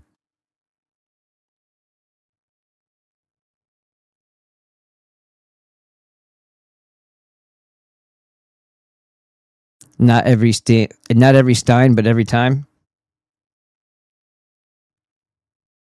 I heard that recently too by someone else.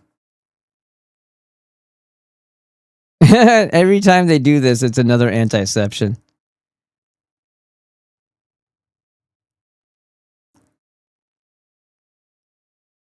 The most Jewish man alive. Well, it looks like a young version of the Poltergeist dude. You are going to die in there. Remember Poltergeist? At least part 2.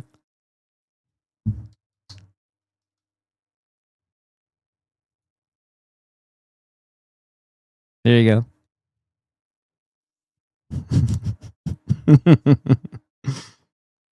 Yep, you're going to die in there. Let's see if we can get it to play. Oh, 6 minutes. Jesus.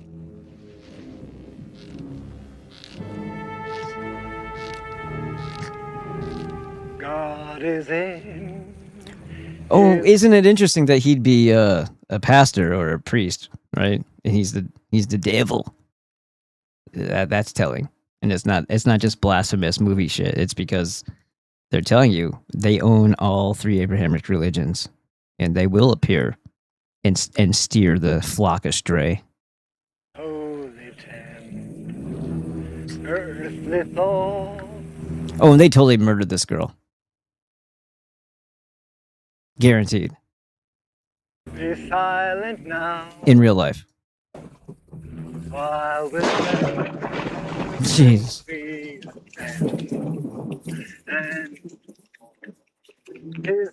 Someone turned down the contrast on that to make it look like it got cloudy. Nice house. Caroline, it's raining. Come on. What's wrong?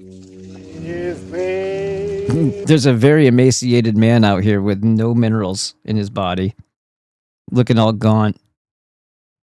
Besides that, nothing. Everything's great. Caroline, come on. Let's go. As we call upon his name. Don't walk up the driveway. Aiding every good endeavor. Honey, you're getting soaked. Come on, sweetie.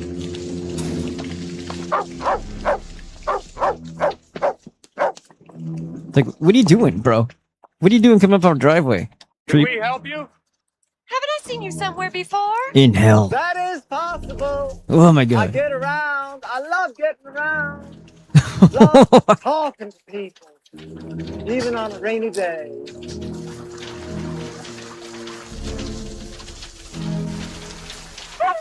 Right? Huh, dog shedding. Ah. Hi. I saw you at the shopping mall. Sure you did. Oh, this guy right here. He's more like his character in what's that movie? The Devil's Advocate in real life. I remember your little angel here. Allow me to introduce myself, Henry Kane. Mom? You guys probably know him as the dude in Coach, the show. You know, I got to tell you, we've had enough of door-to-door salesmen, if you don't mind. Reverend Kane. What I sell is free. Mind if I come in and talk to you about it? Mom, I don't feel well. You know, I got to tell you, maybe we just talk from here, all right? Come inside, baby. I want to Come on, Rob.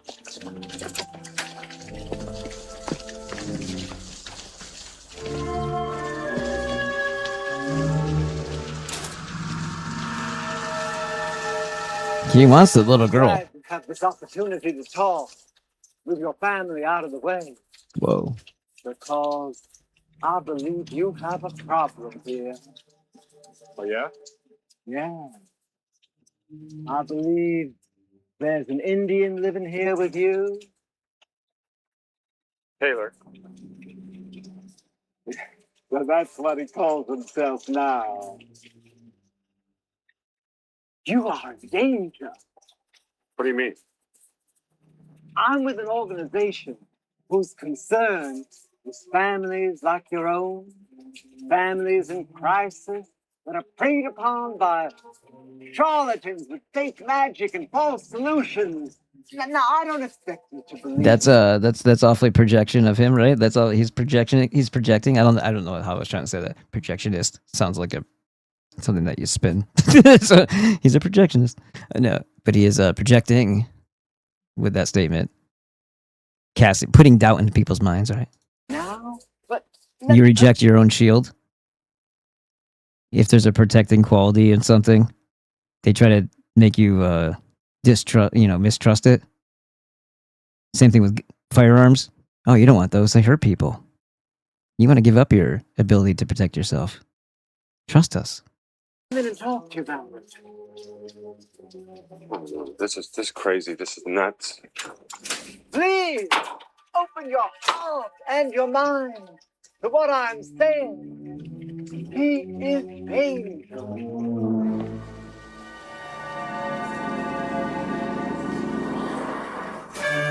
Whoa.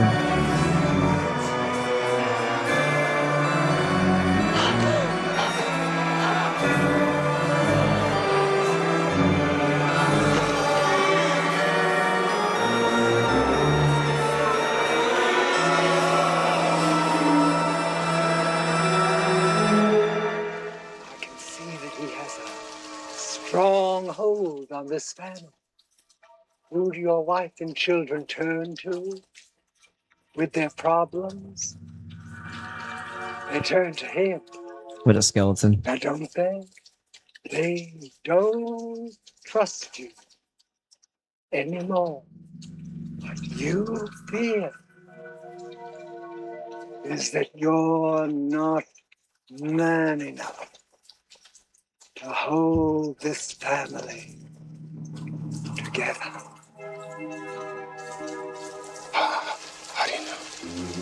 Because I'm smart. And I'm your friend. Yeah, he seems like a great guy. And I know what you are thinking. Shake it, dude. Shake it. Shake your head. Let me in. That's what all demons ask for, right? Let me in. Let me in. Let me in. Terms of service. Accept and submit. Let me in. Let's talk about it. Try not to let the demons in your house, right? Okay? I don't care if it's still sunny outside or not, or if it's just, a nice overcast day and raining. It doesn't matter if it's dark out yet. Just don't let them in. Don't let the demons in. Doesn't matter what time of day. If you have a cat, that cat would already be freaking out. Let me in. Let me in. Hypnosis and repetition. No. Daddy? Now, before it's too late.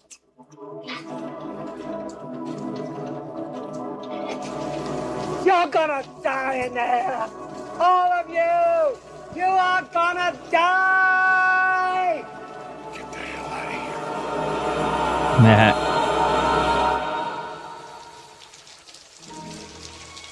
Sorry to see.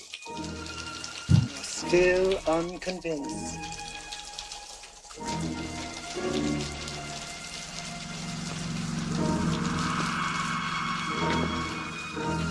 Pleasure visiting with you.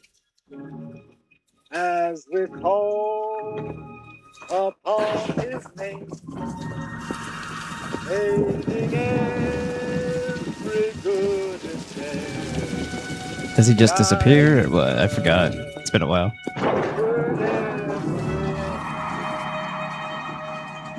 Yep, he did. The fuck?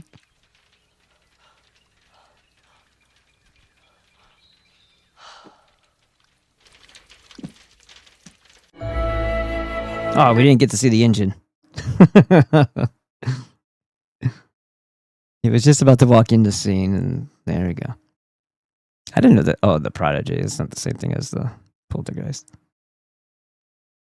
Did we lose anybody here? Yeah, that was kind of long.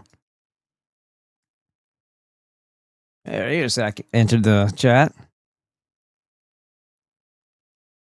I watched a brewer winemaker on YouTube, and he had a whole video. Okay, you already saw that one. It says, or over-reporting the deportations to make the goy think they're doing their job. Right. You never trust a Frank, said Radio Sack. He also said, that mouth, bro, gives me the creeps. It's that phenotype with the wide mouth, thin lip combo. Something about Edward Snowman said, something about mitochondrial DNA is that the only influence the father has on the mitochondrial quality of a child is in his choice of mate.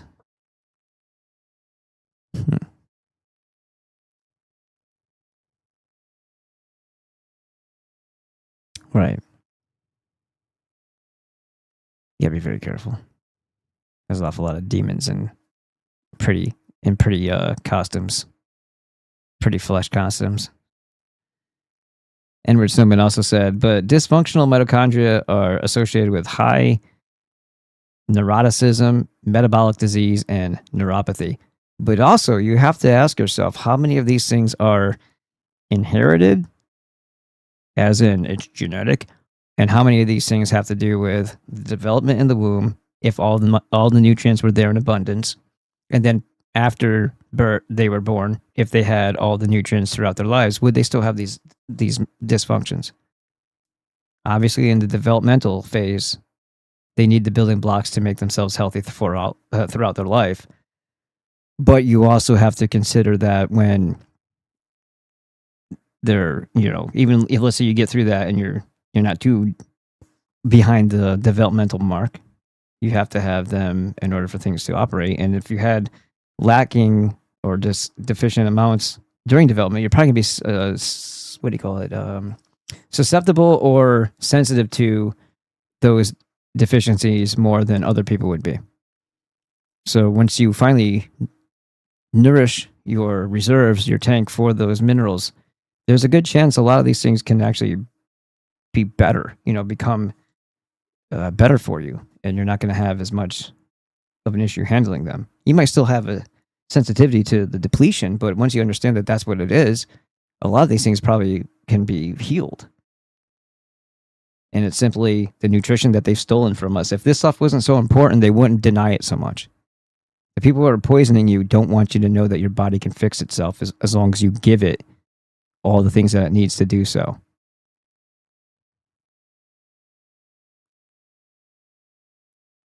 Radio Sack says, and now it's funny because I've I didn't say this, but in the next video that's popping up on my Fit Wit channel, I'm actually going into the mitochondria a lot of it, actually. Not so much so that people are going to understand what mitochondria is, because most people don't. Like, mankind doesn't really know exactly what they are and why, like how they became what they were. I think it has to do with the microzyma, honestly. At least they play a role. But the way they function and how they react and respond and what they're doing inside of you and it's like a battery, there's electrical charge in there and stuff like that, and why they get screwed up and how they get screwed up by the things that you take into your body, regardless if it's a botanical or not. There's going to be a lot more to understand about how the body works once that video is finished. I'm still going through the recording process, and then I got to do the editing, putting all the pieces together, but I'm getting there. I think it'd be great for even people who like this channel to watch that video. Let's see. And we're just Radio Sex talking to N-word. Yeah, he says, funny, those traits are very common among the tribesmen. Is she about to miscarry? Yeah, I was wondering the same thing, because the way she went, that's exactly what I was thinking. Uh-oh, she planted the seed of self-doubt in his manhood. Those are fighting words, bro. I would have laid him out right then and there. How dare he accuse him of failing to protect his family? And it says, no, you must never lose your cognizance, minimize your sensibility from deceptive external influences. Never allow fear to enter your heart. And Nervat said, facts. And then Edward Snowman says, among white men, victimhood is the trait that gets people taken care of and gets your population farmed up by more digits. Let me read that again. Among white men, victimhood is the trait that gets people taken care of and gets your population farmed up by more digits. Oh, sorry. No, that's it. That was all of it. We have a tendency to want to be problem solvers, so that's where I think some of the chivalry comes from, because we assume that if we do right by people, that they're just gonna, they just need to get out of their bad situation, then they'll be better. But that's part of the trap of the demon, right? And the demon comes in a pretty package. So you go off and you do that, thinking that, well, if I make their life better, then they don't have these problems anymore. They can heal and be happy, and they deserve it because they've got, according to them, they've been abused and harmed their whole lives. So having somebody who doesn't let that happen to them anymore, they're going to be totally appreciative of that and very have a lot of gratitude for that. Nope. Especially if they didn't have a father growing up, that's not going to help you at all, because they don't respect your role, because they never had that father figure in their home, so they don't understand, recognize, appreciate, or respect the father's role. They don't even know why you're there. They still have an arrested development mentality from the time they decided that they were a victim. 7 years old in an adult body. That's a thing. Trust me, I know.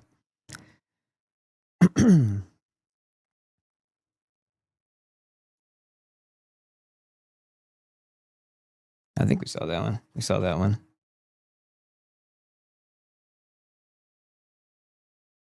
Did we see this one?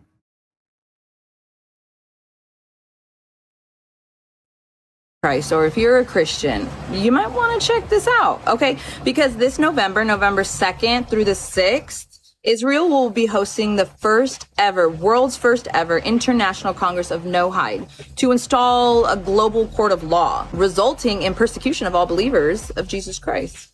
Yeah. I mean, the first law actually states of no hide, do not worship idols. And if you don't already know, Jews do not believe in Jesus Christ. Also and true. That's not it.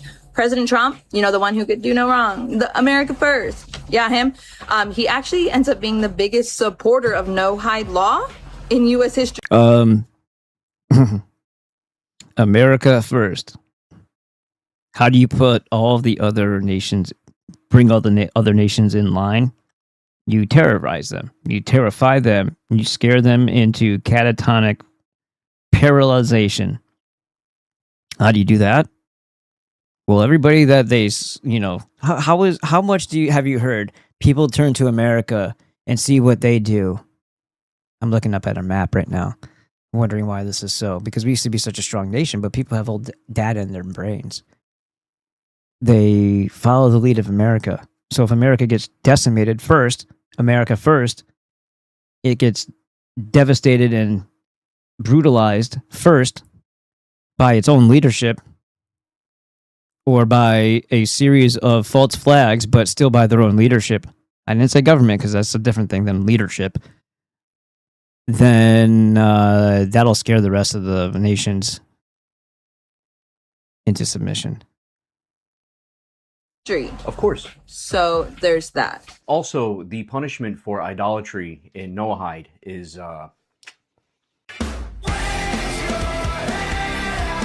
soon it'll be behead all the Christians. They believe once their Messiah comes, he'll rule the world using the Noahide laws for the Goyim and the Torah for Jews. Christians are seen as idolaters in Judaism. The punishment for idolatry according to the Noahide law is death, specifically decapitation. Oh, gee, you mean like guillotines? Heads will roll. And then Laura Loomer writes, deport all Muslims, because she's retarded. Is that guy supposed to be a Muslim? Why did Laura Loomer respond with deport all Muslims to that? Or is that the one that, or better yet, is that the one that he was responding to and reposting? That could have been what it was. But regardless, she's a little demon herself. Man, that puts the whole guillotine and the French Revolution into perspective too, doesn't it? That was a Frankist movement. Did you not know that? Through the Masonic order, through the Masonic lodges. Same lodges in France and Germany that, well, no, in France, I'm sorry, that got the ball rolling for the Bolsheviks. Noahide laws are anti-Christian and barbaric. Rabbinic Jews believe Christians are idolaters. We just heard you say this. And idolatry is punishable by death in Noahide laws, whether their false Messiah arrives, or when their false Messiah arrives, he will implement the Noahide laws for us Goyim. Any Christians, Muslims, atheists, polytheists, monotheists who do not convert and worship the false Messiah will be executed by beheading.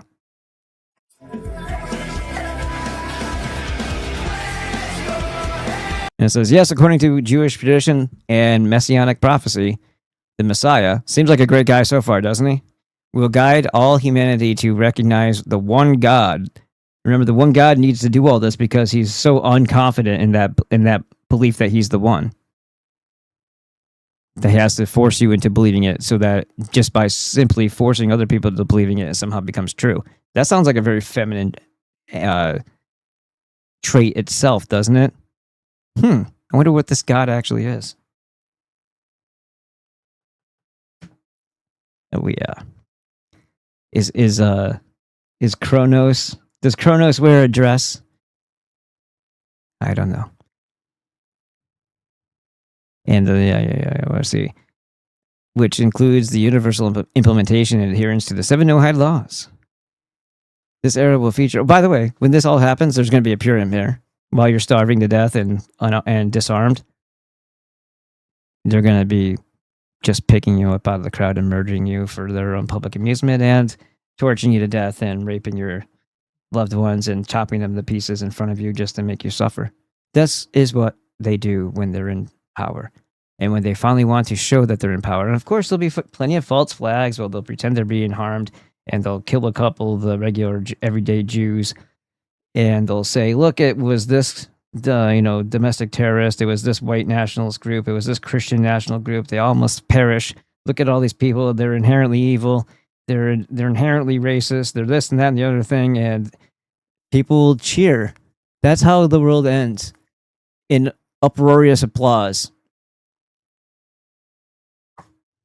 By the fucking moron masses. He's sniffing his fingers. I don't even care if we did see that one. I don't want to watch it. Niggers are protesting in Wisconsin. The thinness of trust in the city right now did not start. Well, we can shut this down. You can stop talking because we don't want to hear anything you've been saying. You're going to say the same thing you all say every time a black body gets shot down in this city. This is a corrupt city. That's right. Have no fear. The anti-Zionist is here. You understand me? Oh, yeah. See, and this sounds like it's put on because is this what we're supposed to believe an anti-Zionist is? He's speaking on our behalf? And what does that have to do with the police force? Like, if you're an anti-Zionist, you would be, you're not actually anyway. But anyway, let's move on. They're so pro-black. I don't understand what he's trying to get at here. You won't be able to talk today because I'm going to keep talking because I was born to talk my talk. Well, then say fucking real words and make sense and say something that's useful instead of just bragging about yourself like a fucking rap album. And walk my walk too. I told these young people back here on... Dude, see what I mean? Like the tolerance. Why isn't he using his baton now? Why isn't he freaking tasing a guy now? Why isn't he using excessive force now? Because black. On our way here, that we have the power, not that badge, Nothing that you say in your scrawny ass little arms, you little faggot, has any weight or meaning. You don't have intellect. You're just babbling and causing a ruckus. weapon. We have the power. Have no fucking fear. Super nigga is here. Nigga, have several fucking seats. I'm so tired of black people getting all uppity and loud over pieces of shit in our community. Apparently, another niglet got shot by the police, and he happened to be carrying a knife and pulled it on police officers. And now niggas in Wisconsin are acting like it's fucking 9/11 all over again. And guess who's on the case? Ben Crump's bald ass. The same attorney that's pushed the Trayvon Martin lie. He's also the attorney for Nolan Wells' family. Black kids get killed every day by niggas and nobody says a thing. But let a cop be justified in shooting one of these nigglets, and it's the end of the world for black people. We've got to do fucking better. House niggers like Ben Crump use black people's pain to profit, and ignorant niggas will come out in force and be loud because Facebook said so. Do better, niggas. Niggers.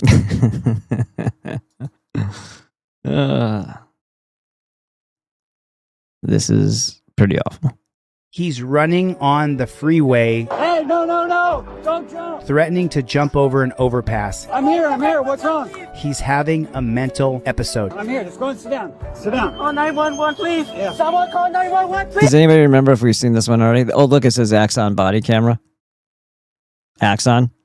Axon's the one that's going to be replacing all the,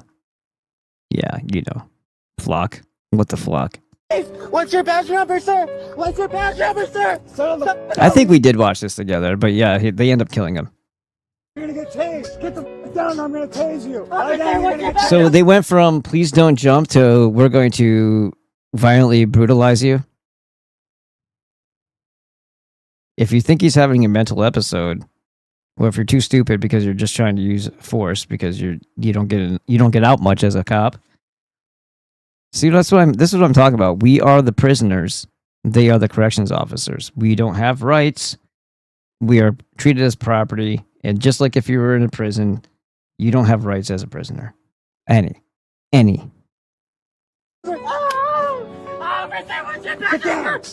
Get down! He's clearly in distress. You should give the guy a little slack. Roll over on your back! I'm gonna tase you again, roll over! Who are you? Are you a federal officer? Who are you? Turn around! Roll over!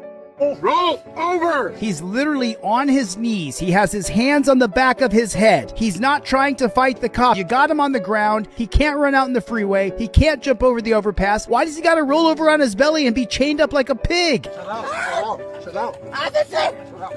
That helps. Telling them to chill out. Well, thanks. All right. Oh, is that what I was supposed to... Thank God. Oh, those types of directions, it makes everything better. Thank you, officer. Officers continued holding Mr. Hernandez while awaiting on FMS. After about 5 minutes, FMS arrived and assessed him. He became unresponsive. Officers began chest compression, and FMS took over life-saving measures. They didn't continue holding him. They choked him out. They choked the life out of him is what they did. They choked the life out of him and they killed him. He's running on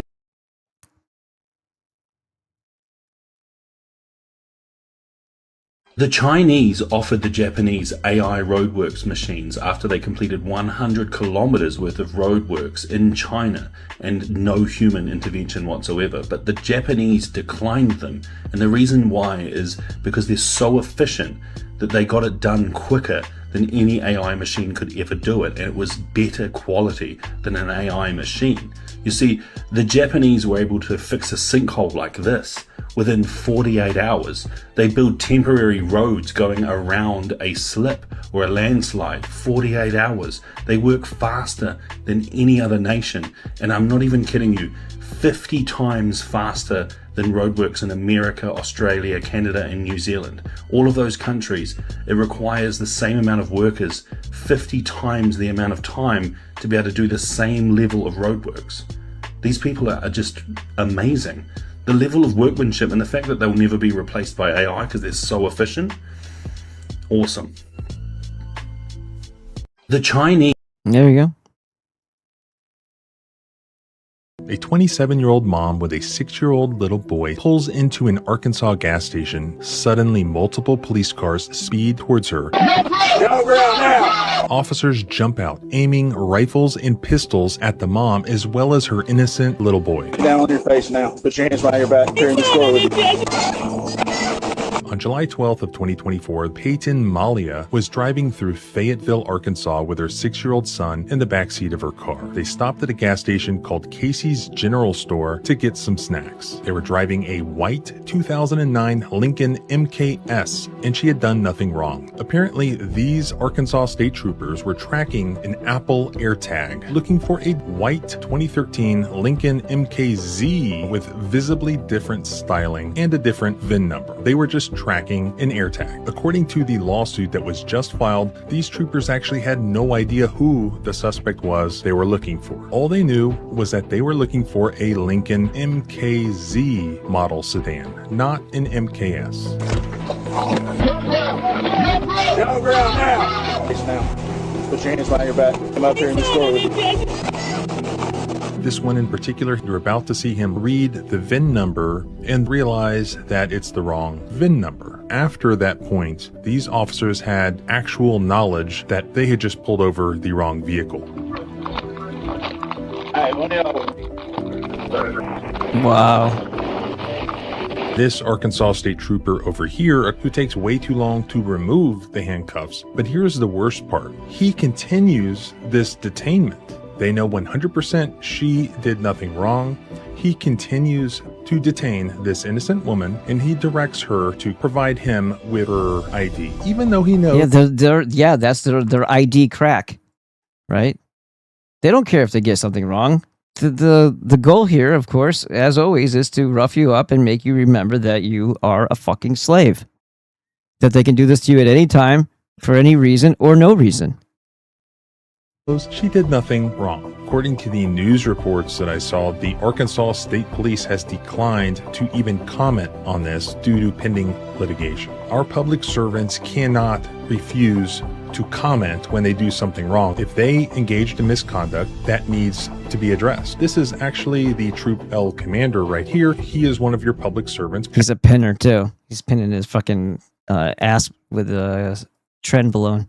Has there been any accountability? The only thing that government fears is negative public exposure.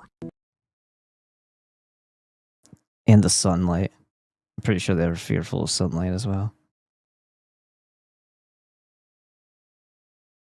If you thought Europe couldn't get any worse, yesterday a man in Paris stabbed and killed 3 people, and he proclaimed that he did it in the name of Allah. But this is not even the craziest part. We also had an LGBTQ pride parade yesterday, and a foreign Islamist drove his car through it and was later killed in a manhunt. That's not even the craziest part. The people that attended the LGBTQ pride parade wished it was not the way it was. They wished it was a white Christian person they could blame it on. We're gonna watch her right here saying that they literally have to make up a fake scenario because apparently they can't just settle with the reality of the situation. It's all in a different language, so I'm just gonna have to translate the captions. To hear the news that a car with a man inside plowed into the... This is Berlin. I don't even see a white person in here. And how is she representative? Just fucking Christ. It's too bad it wasn't one of those damn Muslims. I mean, it's too bad it wasn't a white person. It was a fucking Muslim. PTSD. What was also shocking to me was that the first thing. Who's freaking attracted to a pride parade in the first place? You're not going to have the brightest minds speaking about any incident that occurs there. There's retarded families that bring their children to see these dangling dicks and flappy boobs and smelly undersides. I thought was, I hope it's not a foreigner. I hope it's a white Christian person, but it wasn't. And that's where the intersectionality comes into play again, and we don't all face the same struggles, but we're there for each other at times like these. Yeah, we just need to be there for each other, guys, because when somebody comes in, runs over a bunch of people with their car, and then stabs them, we just need to feel for them, their backstory, where they came from. No, this is absolutely insane. This is mental illness. This is pretty bad, folks. What do you make of this? If you thought Europe couldn't get... She needs to go into a rape cage.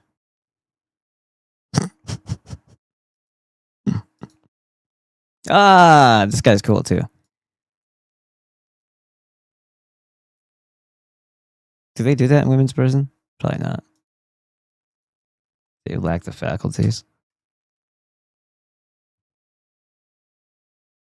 Where's the volume, bro? There it is.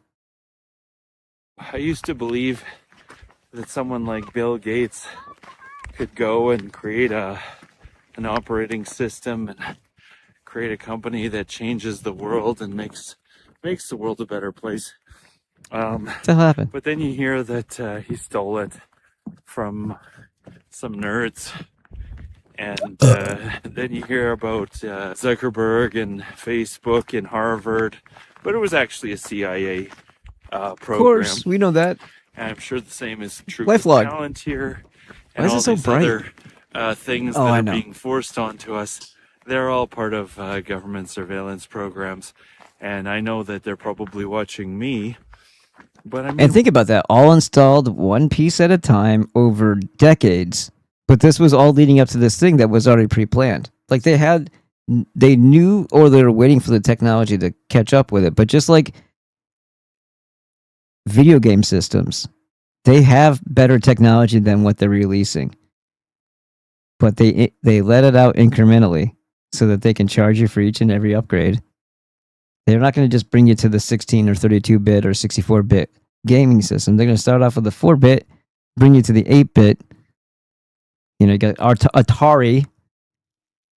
You got Atari. No, sorry, I'm not trying to make faces. I'm just my jaw. They had Atari 2600, then the 7800, and then somewhere in there was ColecoVision, and you had Commodore 64s, and then you go to Commodore 128s, and then you have Nintendo Master System. I don't know, that was Sega Master System. Nintendo, what was that? Nintendo NES, Nintendo Entertainment System. That was like, oh my god. And then look at it now. People still like playing those legacy games, but it's more like nostalgia. It's not because it was like the greatest thing that could ever have been produced. And yet we keep buying. We go up and up and up and up and up and up, and now we're at like PlayStation 5. Maybe there's a 6 coming out. I don't know. You see what I'm saying, though, and this is how they release technology. They might have another perfect example is the GoPro. Sony put out a product. Their action cams were outperforming the GoPros. The only difference is it was like a Canon shape, so it was facing this way and it was long bodied. The GoPro was flat with the camera facing there. They didn't have a forward facing one in the first ones, like the GoPro Hero, the old ones, the silver ones. I think I had a Hero 1 or a Hero 2. And then I went up to the 7, and now they're at like 13. I have a 12. Thank you, Daisy, for that. I have a 12. And beyond that, they have this new one called Mission 1 Pro. And that one's amazing.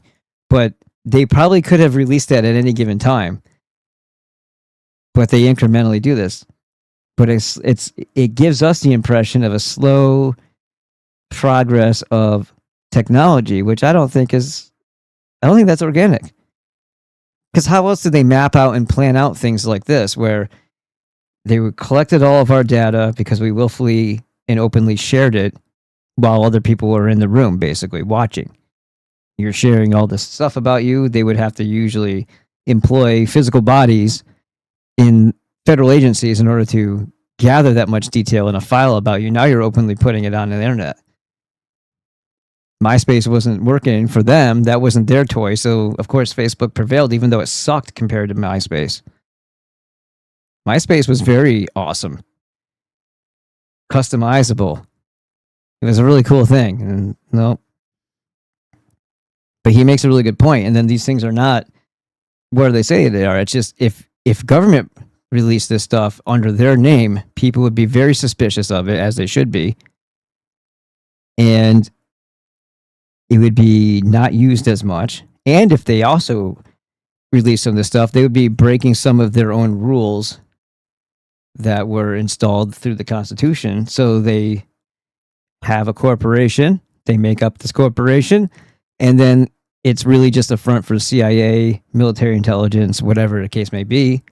So then they can extend or expand their limitations to what the corporate, private, or whatever you want to call it, the commerce sector can do versus what the government can do. But it's just another tool and control arm of the so-called government. But these are all corporatocracies intertwined. What do you guys get out of this? Seriously, what kind of just go live your life. You have more money than you'll ever know what to do with. It's like, how do you get off on this? Seriously, what a joke. Go enjoy your life, you ass.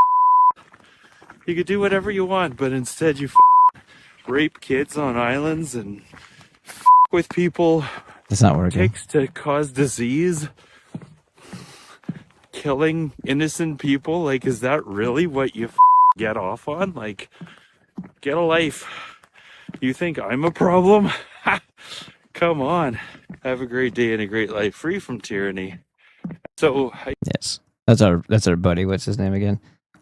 Wolfenshane. Oh, Wolfenshane. So it's WOLFFESHANE.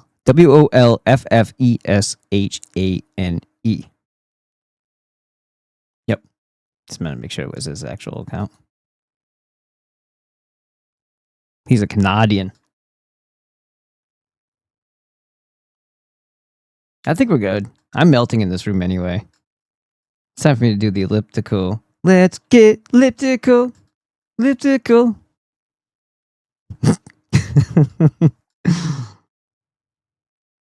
I should charge more for the beautiful singing.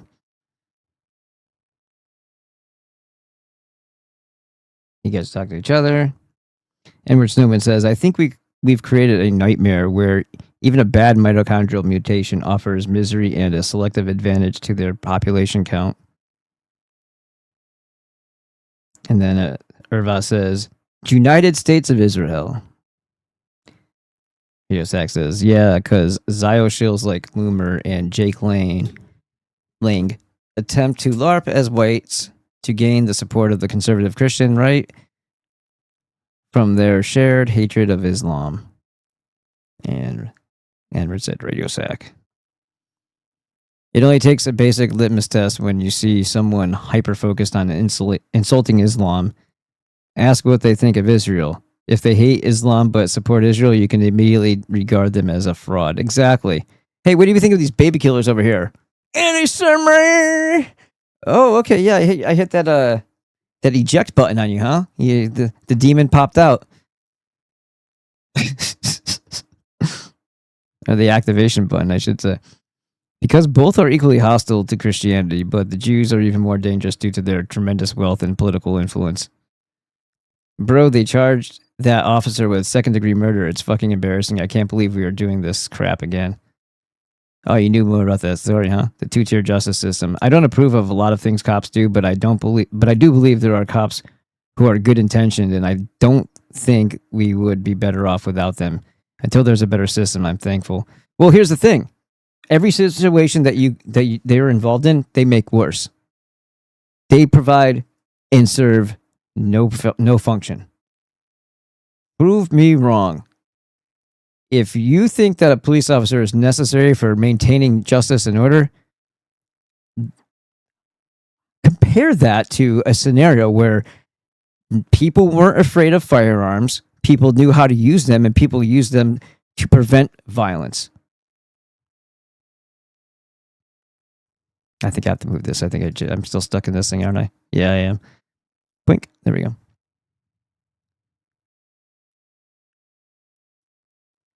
Because everybody would be the first responder, depending on where they are. There would be a first responder already on the scene when something went down. You'd be able to protect your family. You'd be able to stop lots of things from happening, and you wouldn't be inept, inefficient, or stuck in a bureaucratic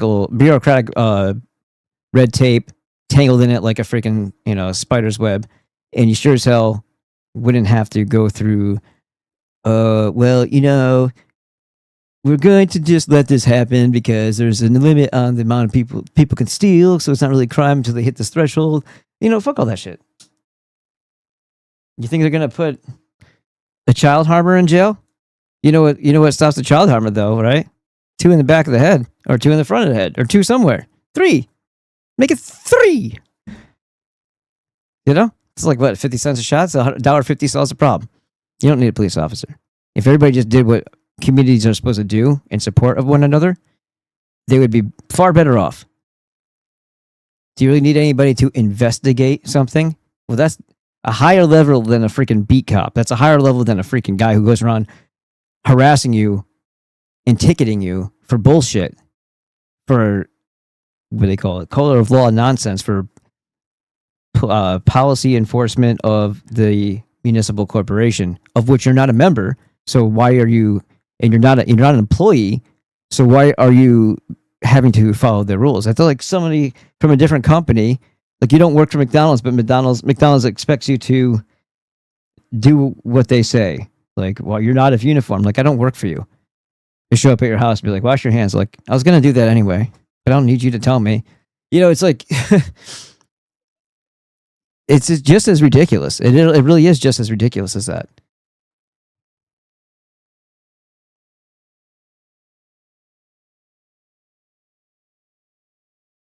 I don't think it's hard. I think it is hard to argue that society would be immensely more chaotic if we actually abolished all the law enforcement. I don't think that's true at all. If people were encouraged and laws weren't in place and bullshit wasn't in place and propaganda wasn't in place to make people discouraged or anti-firearm, and people actually knew that was their duty, just like owning a sword or just like owning a bow in any other time in history. You had a societal and community duty to protect your territory and your family. Nobody in the Old West would be without a firearm because of, there's natives that could just come around and kill you because the British are giving them guns to go kill you. Well, cool. Make sure you protect your farmland. Same deal. We have a runaway government that's trying to murder you, and those are its henchmen. So you're saying without the henchmen, without the corrections officers, boy, this would really be a shitty prison. No, it wouldn't. It wouldn't be a prison anymore.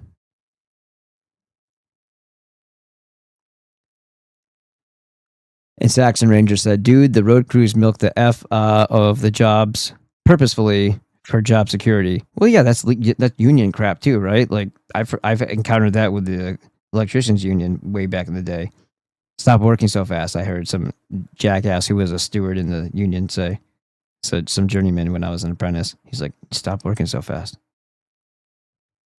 I'm like, well, if you do a better job, you should be rewarded by, staying on with that company and not having to be back on the books again. If you do a good job and care about your job and do it efficiently, they might say, hey, this guy's not a piece of shit. Same shit when I was in the pipe fitters union, like Dan's experience as a Sparky. Yeah, I didn't finish reading it. That's funny. All right. Radio Sex says, leftists constantly demand we abolish the police, but they offer no viable system to replace it with. I just did, though, and I'm not a leftist. I just did. Take up the duty and be there for your community. And everybody does. If everybody knew what their actual role in life was, they've made us forget over time, and that's why police are there. and we think they're there to help us. They're not, though. That's the thing. You're still assuming that they're there to do something positive, and they're not. They're not. Their very existence defies your rights. Period. The end. If people are acting up in your community, people in the community would be much more efficient about taking care of business if they felt confident enough to do so. Meaning, if they knew that there wasn't going to be repercussions for them doing what needs to be done in order to protect other people.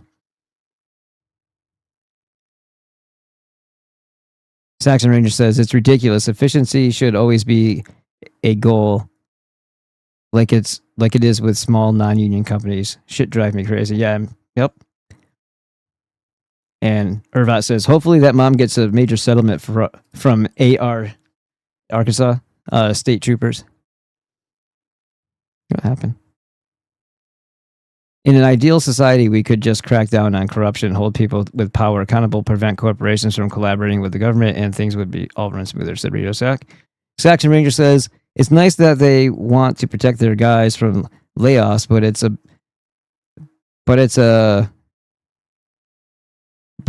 the road guys take it to a whole other level. But the road guys? Oh yeah, the road guys, right? The guys who work on the road. Radio Sack says, I don't know how realistic that goal is, but it makes a hell of a lot more sense than a Bolshevik revolution.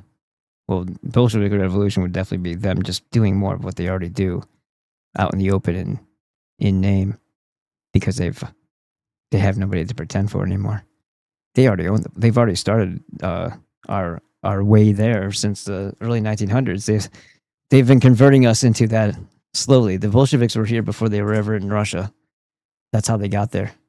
They won here first. Create an operating system. Bill Gates never created anything. Exactly. None of these people do. Just like I had said before, it's not like Jeff Bezos knows how to sell shit online better than you do. If anybody thinks that, they're nuts. Radio Sex says LifeLog, Friendster, Facebook. I don't remember Friendster. I remember Napster.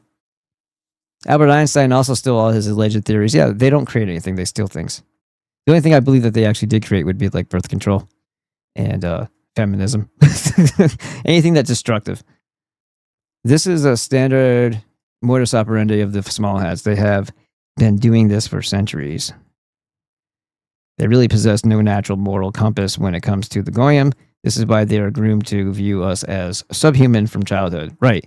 The people who are the ill-formed, if you really want to use the word genetics, bad those things too, and completely inferior and unable to create and manifest, need us, depend on us, and are envious and so spitefully envious of us because they still need us.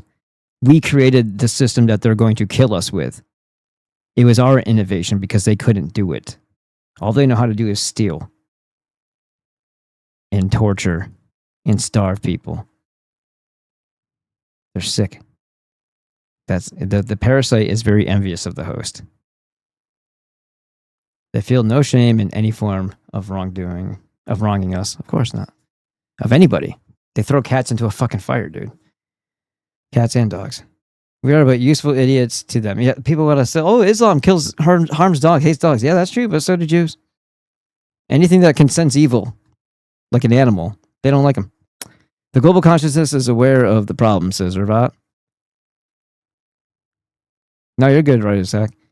And then Edward Snowman says, pride parades are a great place for unloved women and their unloved children to get access to male sexuality, and it's a great place for asexuals to find belonging. And as Radio Sex says, I don't disagree. We would have been better off if they never made the police system, but unfortunately they did, and people's ability to govern their own community has since been lost. Yeah, but that would be easy to fix. If people knew, there's enough of us out there, if people knew that they weren't going to be the ones that were criminalized for simply doing what needs to be done more efficiently without the use of the police. But this would never happen because right now we're in a control system. If we were in a system where the leadership actually gave a shit about us, then they would encourage us to be strong and armed because they would want us to be able to defend the territory against invaders. See, the fact that they don't want us to be strong enough to do that and capable of doing that is because there are no invaders except the ones that are here. The ones that are hostiles are already members of this quote unquote government. They are the police system. They are the military, and they are going to be used against us, and they have been. So they don't want us armed because these cowards love to harm people who can't harm them back. If this really was a true leadership government that had our back, that were here to protect us and here to make us prosper, and weren't here to prey upon us and weaken us and tax us to death, then they would most certainly want us to be very armed and very capable and very strong and support and help them defend the country against actual invaders. But since the whole world is run by the same cult, the only people that would be invading it would be the same people that are running it, the same group that's running it. In which case, that still, again, makes us the prisoner of their and their captive society.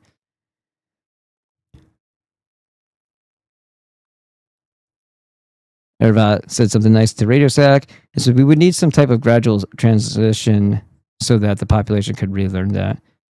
We need social media. We got social media, bro, and a bunch of some gun channels. Got to get some old Paul Harrell in there. Today we have evil people all around us, and everyone is weak and lazy. Yeah, that also, if we toppled the main structure and rid ourselves of this nonsense spell of money, cutting off their influence, we could then get rid of the excess bullshit that is poisoning each and every town in our community. Ourselves. The same way, justice. We could Leo Frank a bunch of people as a community. It'd be a nice community building exercise. I guarantee you that child harmers would meet justice every single time. And some YN harming somebody, he would meet justice every single time. If it was for us and not for the system, which is comprised of those types of people.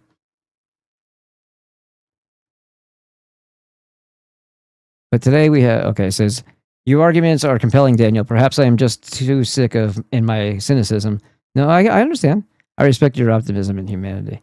Well, I respect I have optimism in people wanting to be what they were intended to be. Like their true nature. Men, like real men, are supposed to be protectors. And when they're allowed to express themselves, they don't go through bouts of depression and insecurity and senses of self-doubt and mental health crises. When they have a defined understanding of their position and purpose, and they're allowed to and encouraged by the society rather than discouraged and hated to be who they're supposed to be, they step up and be that thing with vigor. And the entire community and the entire society benefits from that. They feel safer. They know that people will be there to protect them. And those people will do that job. Not obsessively, not like running around looking for trouble, but they'll be Johnny on the spot when it comes to shit goes down, protect the kids. That's what I'm saying. School zones are the places where there should be more guns. Because nobody would ever fuck with your children if that were the case. They should have voluntary parental patrols every single day. Like somebody who has time off from work one time, they do the parental, patrol. And they're armed. Somebody with kids inside that building would be the perfect person to be guarding that place. I don't know why Saxon Ranger said he's retarded. Why'd you say that? And then Ross says, strengthen your body and mind. Eat healthy and fuel your body with the right nutrition. Get sun and great sleep. Yes. And don't feel like you have to do 8 hours.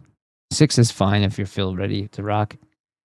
Be strong and prepared. Just make sure it's uninterrupted, right? Like that's the issue. If you're only sleeping like an hour and a half to 2, and then you wake up and you have to do something, or you eat something and then you go back to, that's not going to help you do the healing process. But if you sleep solid 6, you're not really gonna, you don't need the extra 2. You don't need to like, oh, I have to have this extra. It's not a math game. It's how your body feels game. You know. Be strong and prepared, said Irvat. Yes, sir. All right, 3 hours 30 seconds. We did it. It's 11:34. My back is sweaty as shit. It's hot in this room. Hope you have a good evening. Don't feel bad if you want to help support the show. I won't get mad at you. You can go ahead and jump into that buy me a coffee link. Edward Snowman's getting lonely over here, having to carry the whole show for everybody. It's kind of unfair to him. And you can do that anytime. You don't have to wait till the show. You don't have to do it during the show, and you don't have to wait till the show. You can do it after the show, whatever you want. But you can do it. So we're at 450 views on this video. It was a lot of work. A lot of work. Just it shows different numbers everywhere you go, but the analytics says 450. And let's see. And then dying. 12 likes. Guys, come on. How hard is it to do this thing? I'm putting it in the damn description. I highly expect people to go over there, hit the like button on this video, subscribe to the damn channel, and write a comment. All things that are free. Okay? The disturbing illusion. Dun dun dun. Make it popular. And then other people will follow, because that's how lemmings work. And sheep. They're not gonna subscribe to the 28 subscribed the guy with the 28 followers, but if he has 128 followers, yeah, probably still not. If he has 1,028 followers, yeah, maybe. If he has 10,028 followers, you goddamn right. If he has 100,000 followers, dude, right? But we only want 8,008 because that spells boob on a calculator. So we were looking for boob. All right, I'm dropping this in there. Boom. Click that link. Hit the like button on that video. Subscribe to the channel. You don't even have to look at it again. You can turn off the bell notification. I don't care. But there's really cool shit coming in there. And you know what? You want to know what's on there? Let me show you. Not that one. All right, so if you go to FitWit, it's not really deviating that far from what I do here. I got Dr. Glidden on there a bunch of times. I got this one, which was cut out of one of our other broadcasts. That's the Fit News with Greg Doucette talking about that nocturnal Kent guy. This one here, this little intro before I got everything set up. Dr. Glidden mostly. And then there's going to be more stuff like obesity, impulses that drive obesity and addiction stem from deficiencies, break the spell, trust betrayed, break the spell. A little quick walk and talk here from, the stuff I usually put on the Italian Unk page, the Arizona walk and talks. And then this one. And this is the one that's taken off right now, which is awesome. And I hope it takes off a little bit more than 450. But every day it's still growing, so that's good. People want to know about the Spirula Max.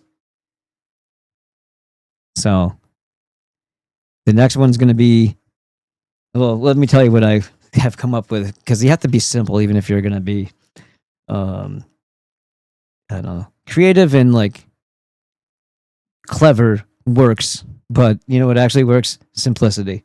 Spirula Max, it got way worse. It's worse than we thought. It got way worse. Something like that.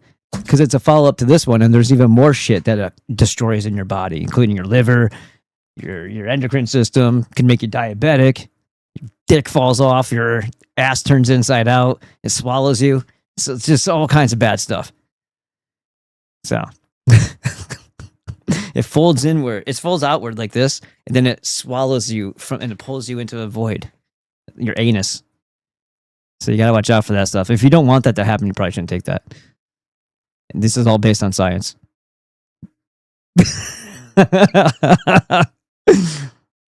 Stay tuned. Oh, I'm gonna have to clip that. Gave you the 13th like there. Bam! Thanks. Oh yeah, yeah, that's right. It does spell boops if we get 80,085. I thought that would be asking too much since I have 28. But yes, that is the actual goal. You're 100% right. 8,085. He knows. He's in the Telegram group. Oh, by the way, I also created a new Telegram group. Let me open that up for you and drop this in here. I have to start making it part of the Jiggamit thing here. There it is. So let me go ahead. I have to figure out how to do this. How do I get in there? Okay. Fit with AZ. All right, so I'm going to put a t.me link in here. So this is going to be for the Telegram group. By the way, I am open to suggestion. No, I'm open. I can do some personal trainer type stuff and, helping people figure out their shiznit as far as, obviously a lot of, again, it's going to be heavily borrowed or utilized of Dr. Glidden information. But if anybody wants my time, they can do it that way too. You can be a virtual personal trainer. I can actually make videos for you of exercise routines. It's not gonna be free because it's my time, but you can contact me through the t.me fitwitaz or wisdomfitnessaz at gmail. Okay, I'm gonna be hitting this. This is my focus is completely switching over to the Fitwit stuff. I of course always ball busters. I'm not gonna drop this or anything nothing to worry about there. But as far as trying to get something that's sustainable and useful so that I don't have to constantly worry what's going to happen to that store and why aren't they placing, orders so that I can pay my bills. I don't want to be in that position anymore. I hate the anxiety. So even if they are having a really weird year, well, that doesn't help me. So I'm working on shit. And I'm getting back into personal training just so that I have another avenue of places I can keep my mind sharp, doing that very thing right down the road, and then I'll have another place to record and actually demonstrate stuff so that it helps that too. I can be building the social media information. You know what I mean? Does it make sense? Hopefully it will make sense. Hopefully it'll be something that'll be useful so that my daughter and I can have nice things like food and water and vehicles that move. And maybe every once in a while go see grandma. And shit. All right. Still 28. I'm not leaving until I get 30. I'm just kidding. I trust you, but let's make it like 50 before the day's over. Before the night is over. Get up. I don't know the song all the way. All right, later. Good night. Oh, I fucked up. Hold on. I have to continue to inundate you with things that you should do. That's Wisdom Fitness on YouTube. There's a Buy Me a Coffee. There's a Wisdom Fitness on YouTube again for some reason, and there's the Twitter. I put the Telegram in the chat here, and then the Leave Big Pharma Behind. You can use Ballbusters or Fitwit for 25% off the membership. Azure Standard. This is the part that I've been talking about the whole damn time. 90 essential nutrients. Fulvic-Humic blend. If you get nothing else, get the Fulvic-Humic blend. And the whole food multivitamin. If you got those two things, you'd be so much closer to the 90. You know what I'm saying? Now, the reason why the Alaskan cod liver oil is important and it's different is because they nitrous fill it so it doesn't get oxidized. So it's not going to introduce free radicals into your body. And if you want more information on what that is, they tear up your body. They cause inflammation. Oxygen has an affinity. It sticks like freaking Velcro to shit.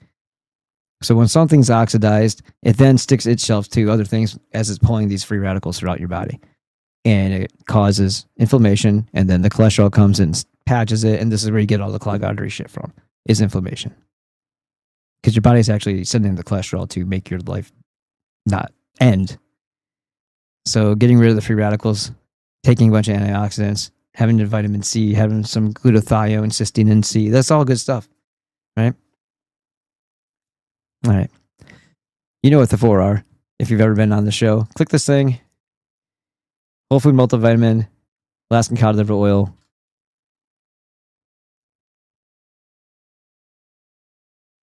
Is that what I think it says? Yeah, it says DHEA. We'll have to talk about that one. Jesus Christ. IP6 Supreme with inositol, and then the Fulvic-Humic blend. Okay? Fulvic-Humic blend, IP6 Supreme. Don't even look cross-eyed at that DHEA until I put out that next video, and then you can tell me what you think about it. The Alaskan cod liver oil and the whole food multivitamin. Fist bump. All right? And then if you're a superstar, you'll get the core copper too, and maybe even the pure collagen. Then you'll be a rock star. Forget about superstar. All right, now I can say goodnight. So I'm saying it. I was on the wrong side the whole damn time. Where's Karen? She would have yelled at me.